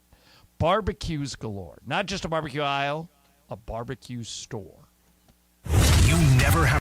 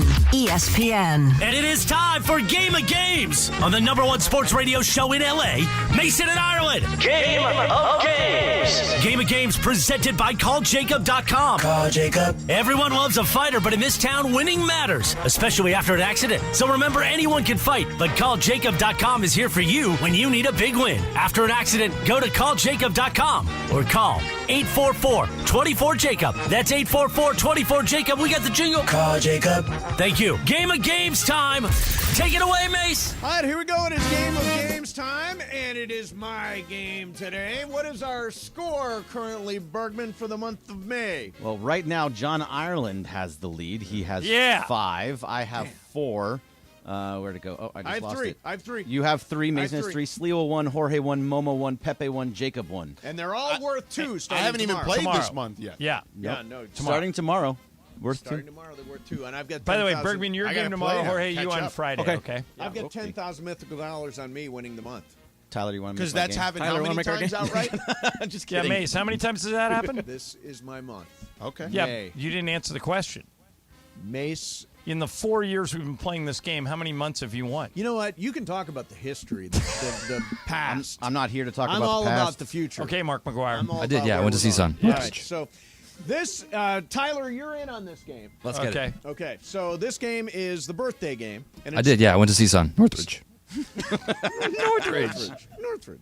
Hey, my wife went there. You better be careful. No, it's the way he said it. I had a voice crack. It's his voice crack. When it's time to change. So I've got a birthday game. You've got to rearrange. This is everybody celebrating a birthday this week, and it's Jeopardy style. Oh, Jeopardy okay. God, style. I gotta So you remember have to that answer part. in the form of a Who question. is your So buzzer? Donna will screw that I up. always screw He'll it get up. the answer, but he won't answer in the form Every of a time. question. Just phrase it as a question. yeah, Okay. Okay. Number 1. This elite NFL quarterback has the mafia rooting for him. Ireland. Who is Josh Allen? Who is Josh Allen? Absolutely Oh. correct. Has the mafia See what you did rooting there. for him. Yeah. Ireland's up. Number 2. She's saying, "I got you, babe." With Ireland. Ireland. Who is Cher? Who is Cher is correct. Yeah, she is 77 years old. You want to share some of these questions? Ireland 2-0 over the field. Yeah. Number 3. This alt-rock legend was the frontman for the Smiths. Sedano. Who is Morrissey? Who is Morrissey? Absolutely Very correct. good, Yes. George. Sedano's on the board. Number 4. This Price of Right. Tyler. Tyler? I didn't even Drew Carey. say it. First of all, you got Greg. I said it. Who is Drew Carey? Oh, No. Tyler. It's You the pulled Jeopardy a thing, man. Sedano. You're welcome, Yeah. Ireland. You're That's Said welcome. it over and over again, Tyler. Oh, man. I didn't even get the question out. You Even I got it right this Yeah. time. I'm competing with Ireland over here. I got to chime in quick. Okay, number 5. This Los Angeles Ram may be the greatest defense. Ireland. Who is Aaron Donald? Aaron Good Donald, Lord. yes, 31 this week. Aaron Donald. I think he's got it locked up, yeah? Ireland 3, Tyler 1, I have Sedano 4. 1. No, Tyler has 0. Tyler didn't Tyler didn't get Oh, one. He didn't Tyler answer didn't in the get it. form Only of a me, question. only me and Ireland have gotten Ireland, it. I think you have locked it up. All right, let's keep going. We'll keep going. Born Robert Allen Zimmerman. Ireland. Who is Bob Dylan? Yes, that is correct. Stop. Crazy how this works out, how you put it all towards Ireland. Number 7. This Complaining. That's minus Oh! one. Good. I'll take it. That's fine. -1. Just because you put your questions towards It's a game Ireland. -2. -2. Make it 1,000. That's it. You're out of here. The game was over anyway. I was gonna say it's a very good use. It's like a guy who gets thrown out of a game he's losing 10-1. Yeah, what does it matter at that point? Earl Weaver, you're here just to screw us. Okay, I've got 3 left. Here we go. This comedian has a lot in common with Mason, but he's usually associated with a guy named Cheech. Tyler. Sedano, I heard first. Who is Chong? Who is Chong? Very Is good, acceptable, George. yes. Who is Tommy? Number 8. He is both the hero and the evil doctor in Austin, Sedano. Ireland. Or I'm sorry, Sedano. See? I'm See? so used He just wants Ireland to get it. minus -2,000. Who is Mike Myers? Who is Mike Myers is correct. Yes, he is 59 years old. And the last one. You may see her wearing black lace and spinning around at a Fleetwood Mac. Ireland. Who is Stevie Nicks? That is correct. And Ireland Lord have mercy. almost. Did anyone else other than you and me get any of these? No, but Bergman has minus 2,000, which is very impressive. Yeah, that is. Hey, I'll take it. Is there a tiebreaker? Yeah, there is a tiebreaker. All right, let's do it. Here we go. It's worth 2001. Fleetwood Mac's Rumors album is the 9th biggest selling album of all time. How many units has it sold? Let's make this closest without going over. The answer is in the millions. Okay. In the millions. Ireland, you're up first. That's a great album. It is a great I am album. going to say 44 million copies. 44 million. Write these down, Joe. Yeah, I've got it. Okay. Number 2, Bergman. Closest without going over. Close without going over. 75,372,132. You had to be difficult. Tyler. I'll go in between. I'm going to say 57,400,000. Jorge. What is 65 million? It is 65 million. There's a play here, George. There is a play here, George. Let's say $1. And you win $41.2 million. I almost had it. You were very, very close. I almost had it. $41.2 million is the number of albums that thing sold. Now, is that Yacht Rock? Is Fleetwood Mac Yacht Rock? Some songs, like the one that they used to sell the cars that played everywhere. Oh, yeah. Everywhere is played on Yacht Rock all Right. the time. Yeah. But no, and I think Fleetwood Mac is now done because all the band members say now that Christine McVie has passed away, they'll never play again. They all hated each other, too. They all hated married each other, dated each other. They all hated Lindsey Buckingham. Yeah. I don't know if the other people Did hated Lindsey each other. Buckingham date Christine McVie? I think she No, did. she was married to John McVie. I think Lindsey Buckingham dated Stevie Nicks. Yeah, that was all.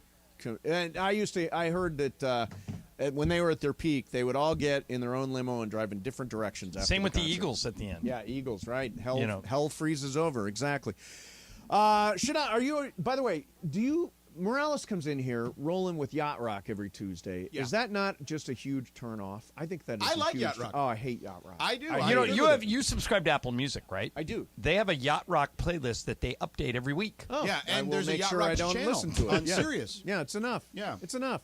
I get it. Kenny People Loggins. like it. Kenny Loggins. I get Old it. white guys like that. There's somebody It's like you're microcasting. But I'm not an old white There guy. is somebody more. Neither am I. There's somebody more associated. Well, there's 3 people that are in heavy rotation on the Yacht Rock.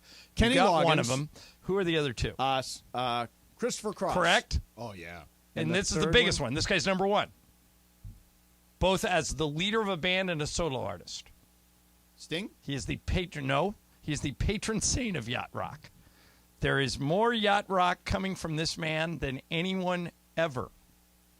And he was a leader of a band. He was the lead singer of a very successful band, and then had a very successful solo career, and now goes on tour. Michael McDonald. Boom! Yeah, Michael McDonald. Goes on tour as the leader of the Yacht Rock concert. Is that right? It's him, Christopher Cross, and occasionally special guest Kenny Loggins. Wow, that's fantastic. I would like to have. Hey, so no games tonight. I know. Isn't that weird? It sucks. For the first time in a while. I'm no going games. out to dinner. Maybe I'll go to Slay tonight, Sonano. I'm going to dinner I was tonight. there for Mother's Day. Excellent. Were you? Did you go to Italian or Fish and Chop? Italian. Yeah. The kids, because you can it's take the easier. kids. And Mateo likes it, right? Oh, he loves it. Yeah. You know, I went to dinner at Ruth's Chris on Sunday. But I haven't been to friggin' a Ruth's delicious. Chris in a long time. It's a great steakhouse. So, you know what? Do you guys do? Have you been to Ruth's Chris? I actually was one in San Antonio when I did the Alamo Bowl this past season. So when they deliver the steak, it's like in butter Sizzling. and it's sizzling. Yeah. Do you hold up the napkin to like protect your clothes from the sizzling? I usually just move the chair back. No, it's a tradition. And Okay, when we so- go, you hold up the napkin to protect your clothes from the sizzling All right. steak. The last time I went to a Ruth Chris, Yep. I went with Michael. Yeah. And he did 3 offensive things. You guys can tell me which Oh, one of boy. these Oh, is no. the most offensive. Here we go. Okay. Yeah. First, he walked in sweats. I'm not talking like he had an old pair of sweatpants on and a Chicago White Sox top. I believe right at the door it says business casual. So right. I think he's that broken was his that idea. rule. Okay, so number 2. He was worried. But, they do let senior citizens get away with a lot of Oh, stuff. right. Old people do get away with He a lot. was worried We should show him his obit reel. that they would not allow him to put ketchup on his steak because some steakhouses get offended by that. Yes. So he brought his own mini bottle of From the ketchup room. that he stole off of the airplane into the steakhouse. So did they tell him he's not allowed to bring? He didn't want to take a chance.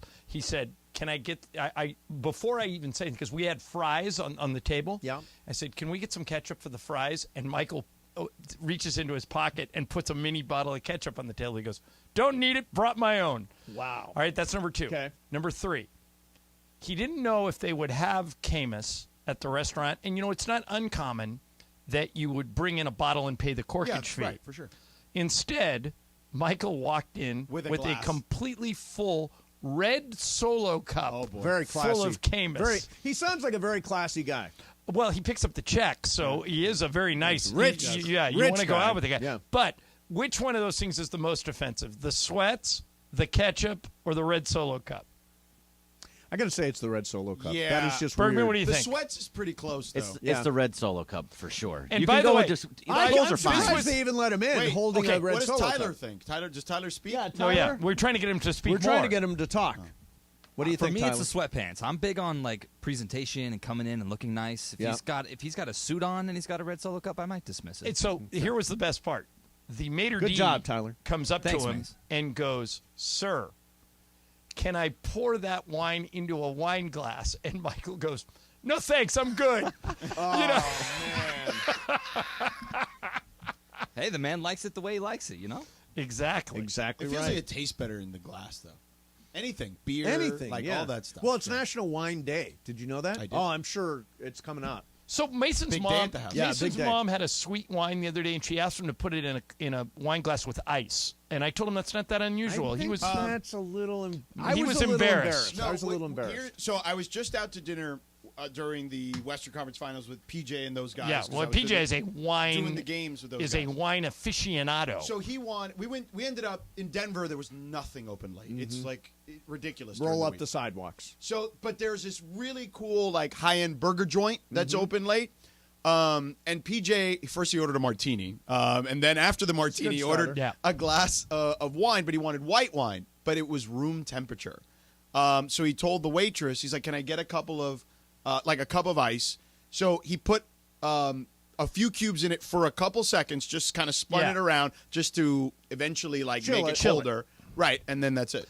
Yeah, and then poured them out. My mom was sipping with the wine with the ice in and it. the ice in it, right? Like it was lemonade, and it was crushed ice too. Ooh, that's weird. It was like Mom. super sweet Moscato wine. No, Mom, with no. Crushed ice. See, I was kind of like, no, Mom, no. Oh, Don't leave order Donna that when I'm alone. here. Don't order that. She's when a I'm senior here. citizen. Leave her alone. Yeah, you're right. That's Senior true, like citizen, Michael Thompson. Like Michael Thompson. Right. My mom and Michael Thompson. Don't bother. both Don't get away with a lot. Don't bother the elders. Yeah. All right. Let Yeah. the elders be. All right, ladies and gentlemen, it is time for some super crosstalk. ESPN AM 710 Los Angeles. KRDC AM 1110 Pasadena, Los Angeles. K2560X 99.1 FM Pasadena, Los Angeles. It's the greatest segment in LA sports radio history. Oh my God. When the shows come together for magic on the radio. It will only grow stronger. Super Crosstalk.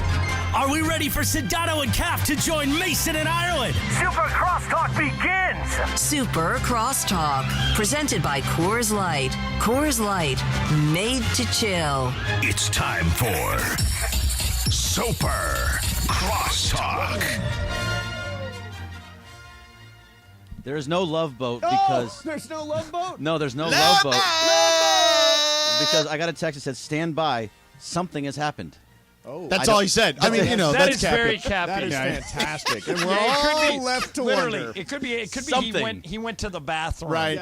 Yeah. Or it could be the place is on fire. Right, could be It either would be or. the same text. Save my Lomi, all right? Stand by. I paid for that for your daughter. Something has happened. So, Something. Cap is. By the way, He's an interesting character. He is a very unusual guy. Let me just mention that Game of Games was powered by Call Jacob. Winning matters. That's why after an accident, Jacob, you go to calljacob.com or you call 844-24-JACOB. That's 844-24-JACOB. Thank you to Jacob and Ronnie. Yeah, I mean, you never know with that guy. Did he offend any guests yesterday? No. When I told him when Windhorse came on after all the stuff we've dealt with recently, I was like, You said you will treat him with respect, damn it. I said, just ask the question. Don't give me what you think. Yeah. Don't tell me how curious you are about something. Just give him the straight question. Yes. That's So, it. Did he follow your lead? Not really. The first Shut up, question took Windhorse. 6 hours. So they pulled this drop. I said this on the air. Shut up, Windhorse. I don't remember the context of it. Yeah. But I do remember Well, yelling, I shut remember up, this. Windhorse. So this is when I was doing the afternoon show by myself, Yeah. Sedano and Friends. Oh, yeah, remember? Sedano and Friends. And Windhorst would come in occasionally in studio, and Mina and all these people Yeah, would hang right, out with right. me. And Windhorst, you had, I guess he stiffed you guys on Right, on on a number of occasions. Brian. A couple of times Yeah. he stiffed you, and you claimed that's it. He's banned. Whatever. Yeah, this, he's that, and the other. banned. I'm done with And Brian then that Windhorst. drop became a thing. Yeah. Right. Play it again. And shut up, Windhorse. Right. It was that. Yep. And then I want to say within like a week, he was here in studio, ready to come in with me. And Mason, of course, totally cowered. He into went, him. Brian Windhorst, Yeah, I know. why don't It's you like- come in studio with Yeah. us You during guys have crosstalk? convenient memories. Your memory of the facts do not match mine. What is Shut your, up, Greg, Windhorst. What is your memory Is of the that not facts? exactly how it happened? That was exactly how it went. What, Was not Mace, how what it is your happened. memory of the facts? My memory of the facts is this. Brian did stiff us on a couple of occasions. right. did. And so we banned him. Which we banned used to him. do Yes. back in the day. I did Jeff have him- Passan, Brian Windhorst, banned. I did ban And a him. week later, he was here to do the show with me. And Brian and I brokered a peace between us. But there's a Brian lot and of I peace had brokering going on around Brian here. and I had a private convo. He was in here with you and me. No, I had a private convo. After? Yeah, with He was with sitting Brian. right here with me. There was Right. no. And he and I then went you and had a invited him private in when convo. we were doing crosstalk. Yes, And I it was said, in the "Come on middle of in, it." bro." Well, what am I supposed to do? You're wanna supposed be to say, you're banned. Yes. Shut Get up, out of Windhorse. there. I want to be You polite. flip-flopper. I'm This- not a flip flopper. This So did you- is oh, you- what this is what you should say to Windhorst. Jorge, what should he say to Windhorst? Shut up, Windhorse. I told you were gone during a game, and I Yeah. told him for Christmas I'm buying him flip flops. What size is he? He's a flip flopper. This Mason. 15, by the way. Yeah, I'm you, sure. wish, you wish. I'm sure. But that's a strong play right there. Get that out there. You see what Harry Styles? You're the new Harry Styles. Yeah, size 15. But that's exactly how it happened. Yeah. God. 'Cause you're a. This is why we love you. You're a piece of work, man. All right, hey. I mean, he's trying to Work in progress. He's trying to come for your belt. Yeah. He's not there Who yet. is- who is coming Cappy. from my- Oh, Cappy. Cappy's right there, though. He's Cappy- trying. He's trying to come for that belt. He's But definitely you're the still- Mason of your show. You're still. He is, but you're still like the top of that mountain still. Yeah. Yeah. Because you're running around naked still. Yeah, still. Exactly. But I tell you what, that better win bit of the year, or I am. I thought that's not the award you wanted to win, though. No, but You just said you didn't care about any other award except show of the year. Right. Flip flop. the only awards I care about. No, are you said award singular. Yes, you did. Half No, an hour wait a minute. ago. Shut up, Mason. the only awards I care about are the ones I win. That's it. The rest of them don't. Shut up! Wait, but there's a lot of shut up around here. There There's is a of lot. That was peace. Keyshawn, I believe. Shut up, LeVar.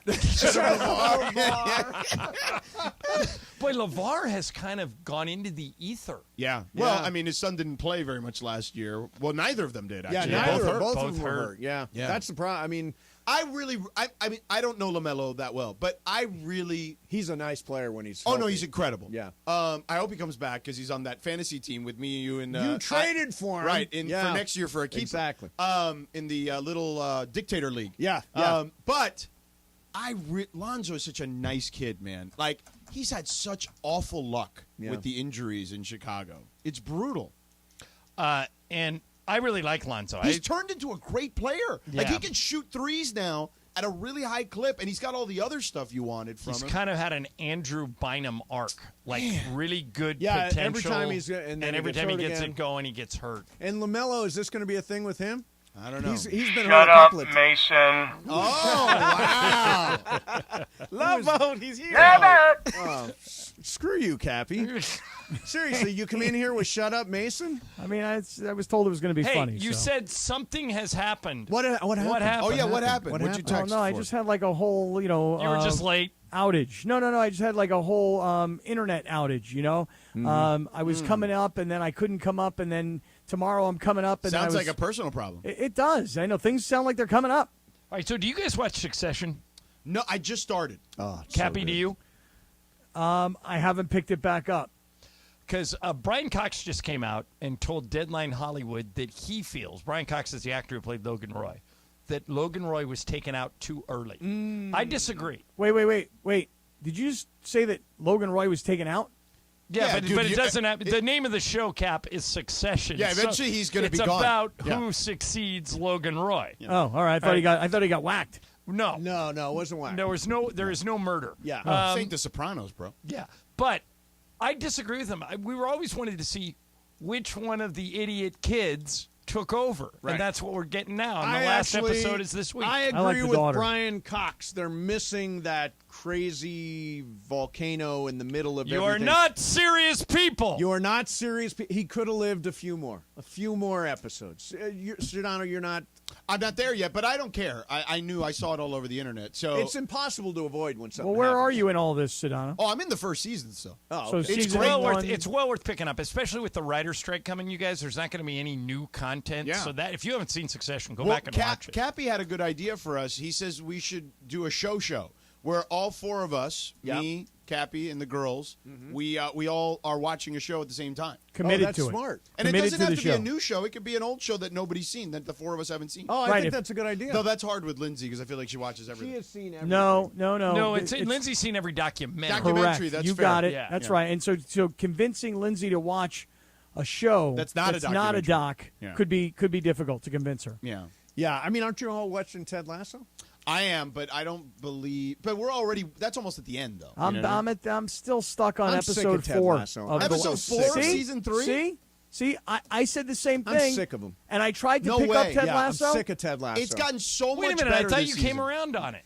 I don't want to watch an 87-minute episode of Ted Lasso No being way. cheery and telling It's Nobody jokes. one is 79 minutes. 79 minutes. It Which used one? to be a breezy The one half they hour. dropped last night. Yeah, You're kidding but the me. last season has been over an hour each episode. But I actually think it's not like cheery Ted Lasso. There's a lot of tons of subplots about depression and all sorts of stuff. There's people having I'm real sick of Ted real life Lasso. problems. Get it I over don't need with. that. Get it I over don't- with. I don't- I'm- It was Shut good. up. I just I'm want not to done. People who are better at Shut up. fantasy football. Shut up. Shut up. You're done. Shut up. Shut up. Shut up. Shut up. I'm not done. You're done. Kamenetsky. Shut up.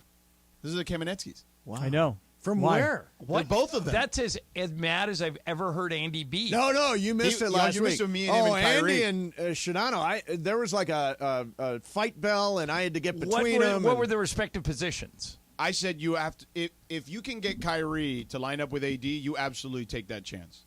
I'm 100% with you. And he said, He said no chance, non-starter. He's crazy, but that was just no matter what.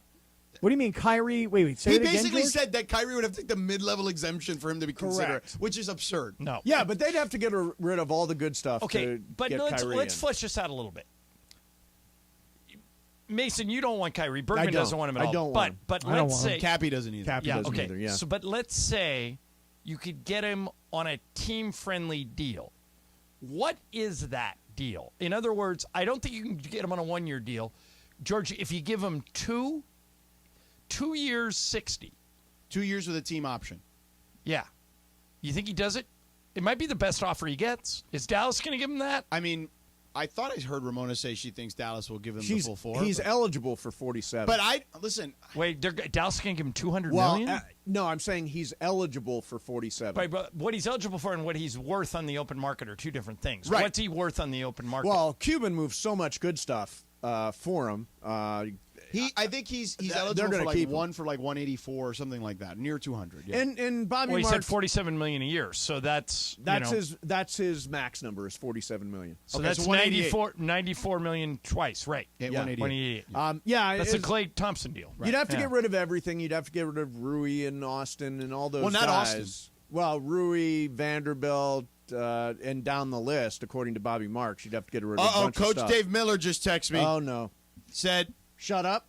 And by the way, where did Andy Kamenetsky play or coach or work in a front office? Now we've all ganged up on Andy. He never coached before. Other than the fact that Andy stole the blame pie, he's a good guy. He did steal the blame Now pie they from claim us. you stole. Yeah, I know what they claim. You know but what? we know I the feel truth. like you guys, now that I think about it, I've always kind of leaned into that joke with them, but You guys have been around way longer. Right. It Oh had my to have God. been you We guys. were doing blame pies when they were in their cribs. Wait, we were you doing guys- blame pies wait. where they were in St. Louis. Wait, you guys think that you guys came up with the blame We pie don't and that they think- took No, credit we for did. it? We don't think. We did come up with the did blame invent pie, the and blame they pie. took credit for Oh, it. see, I thought I came up with the blame pie in 1998. Oh, Shut up, Mason. We started in 1994, Cap. We got Well, you. are you allowed to talk food still, or no? Are you done with food too?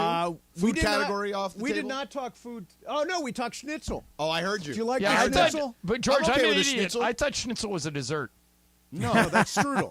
No, strudel. Is Yeah, maybe dessert. I'm confusing schnitzel and strudel. They Isn't sound schnitzel- a little isn't alike. schnitzel crisp- Cappy, did schnitzel you do you know what crispy, schnitzel yes. is? Yeah, I love schnitzel. I'm taking everybody for schnitzel this weekend. Who's Nice. Oh, if it was I'd any love to other go. weekend. in? You want to go, Cappy? I'd love to go for schnitzel. We're going to have a night of schnitzel. Do you want to go, Okay. Shadano? I'll pass. Though. Memorial Day weekend, you don't want some if it was schnitzel? any, if I'm it was good. any other weekend, George is going to a memorial. Yes. Yeah. On Memorial Day. Jorge, what about you? You want some schnitzel? No, that's Milanesa. You're going to I pass? Milanese. Bergman? No, I'm good. Thanks, Just me and Tyler? I'm never No, going and me, to I'm going. schnitzel. I'm Me going. and Cappy. Hey, but now listen. Go By the way, figure. speaking of schnitzel, can I ask a quick question? Yes.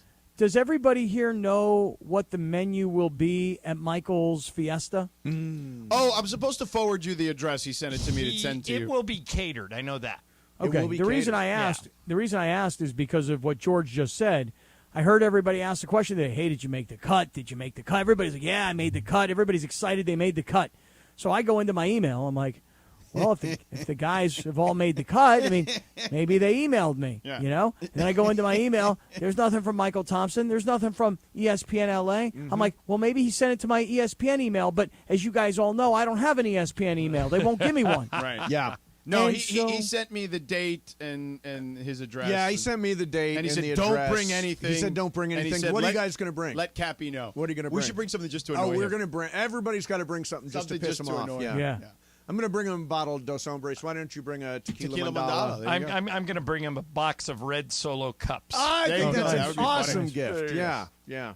Tequila Mandala is a good idea, George. Let me see Yeah. if I can score a couple bottles. Yeah. Bring him. You mean score another couple bottles? Like you this man. It's not even his endorsement. He's had more bottles than I've had. Is that right? I swear to God on Cappy, this. what are you doing? Well, I recently gave 2 bottles to a friend of mine who got married. Jason Roberts, you so need you're to give that guy a regifting. present. You're regifting them. 3 bottles. Well, I don't know if I'd say regifting. I'd say I'm passing through. You know? Yeah, you're a pass through. Exactly. Right. Yeah.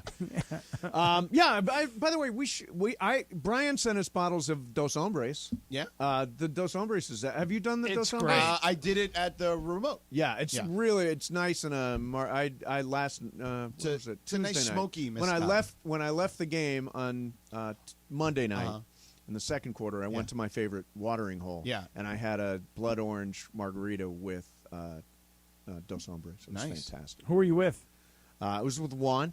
Okay, just want to make sure. Yeah, no, yeah. So you know, Juan and you in the watering hole. exactly at the watering. I call it the watering hole. Yeah. You know, it's like Cheers. Yeah. Just like Cheers. They know your name. Yeah, everybody. My dad always had a watering hole. Yeah. Yeah, he always had a place. Like, I'll tell this story. Yeah. So when I was a kid, my dad used to carouse out all night long. And so we would have to call the bar to see if we could get him on the phone to get him to come home. Yeah.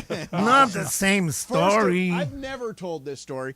First it was the town club. Then it was a place called the Dugout Lounge. And we were always trying to get, come on, Dad, go to the But we remember the numbers. 2430134 was the number for the Dugout. We always had to call the Dugout, try to get Dad to come home. But he had a watering hole. He had a regular place, a place to go. I think actually a watering hole, the concept of a bar, is a really good thing. Because it's a place to get together. It's communal. It's a place Yeah.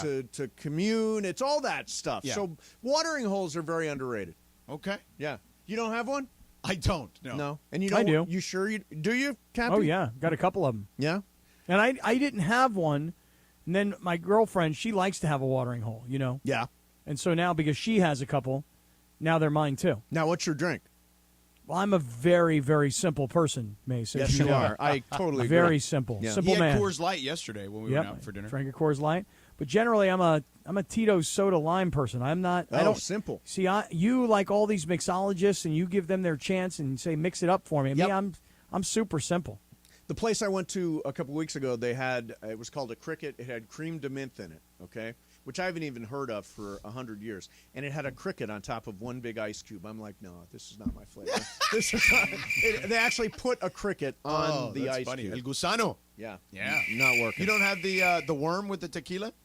No. Do they I've never still, done that. Do they still put worms in tequilas? Sometimes, right? What is the, they put what on was the mezcal, purpose of it? To kill it or to drown Yeah, it? so Or cure it. to cure Gross. it? You just put it in there and just let it be. Just How let it about sit when there. people have those little scorpions in tequila bottles? You ever seen anybody eat a scorpion out of a tequila bottle? No, thank you. Can't say that I have. Yeah, Have you no. seen that? No. Yeah, I have seen that. You've witnessed that? I witnessed Where it in did my you life see that? with my own 2 eyes Where at? in Mexico. Oh, in Mexico. You had the scorpion in the. You guys have never heard of this No, before? never. No, You never a just- scorpion. I assume you're and just making it up. is shaking his head Nah, at never. Briones, you never heard of this before, huh? Is there anybody listening right now that can confirm? Twitter. I'm actually seeing it. There's a bottle called Scorpion Tequila, and there's a scorpion at the bottom. Oh, of okay. the tequila. Well, that would Okay, be you good. go. That's a good nice branding. Nice gimmick. Yeah. Okay, one more time. Who's for schnitzel this weekend? Come on. If Who's it, for schnitzel? if it was any other weekend. Yeah. I mean, really. Yeah. Can't believe No. everybody's turning down schnitzel. Yeah. Jason Roberts just text. Hold on.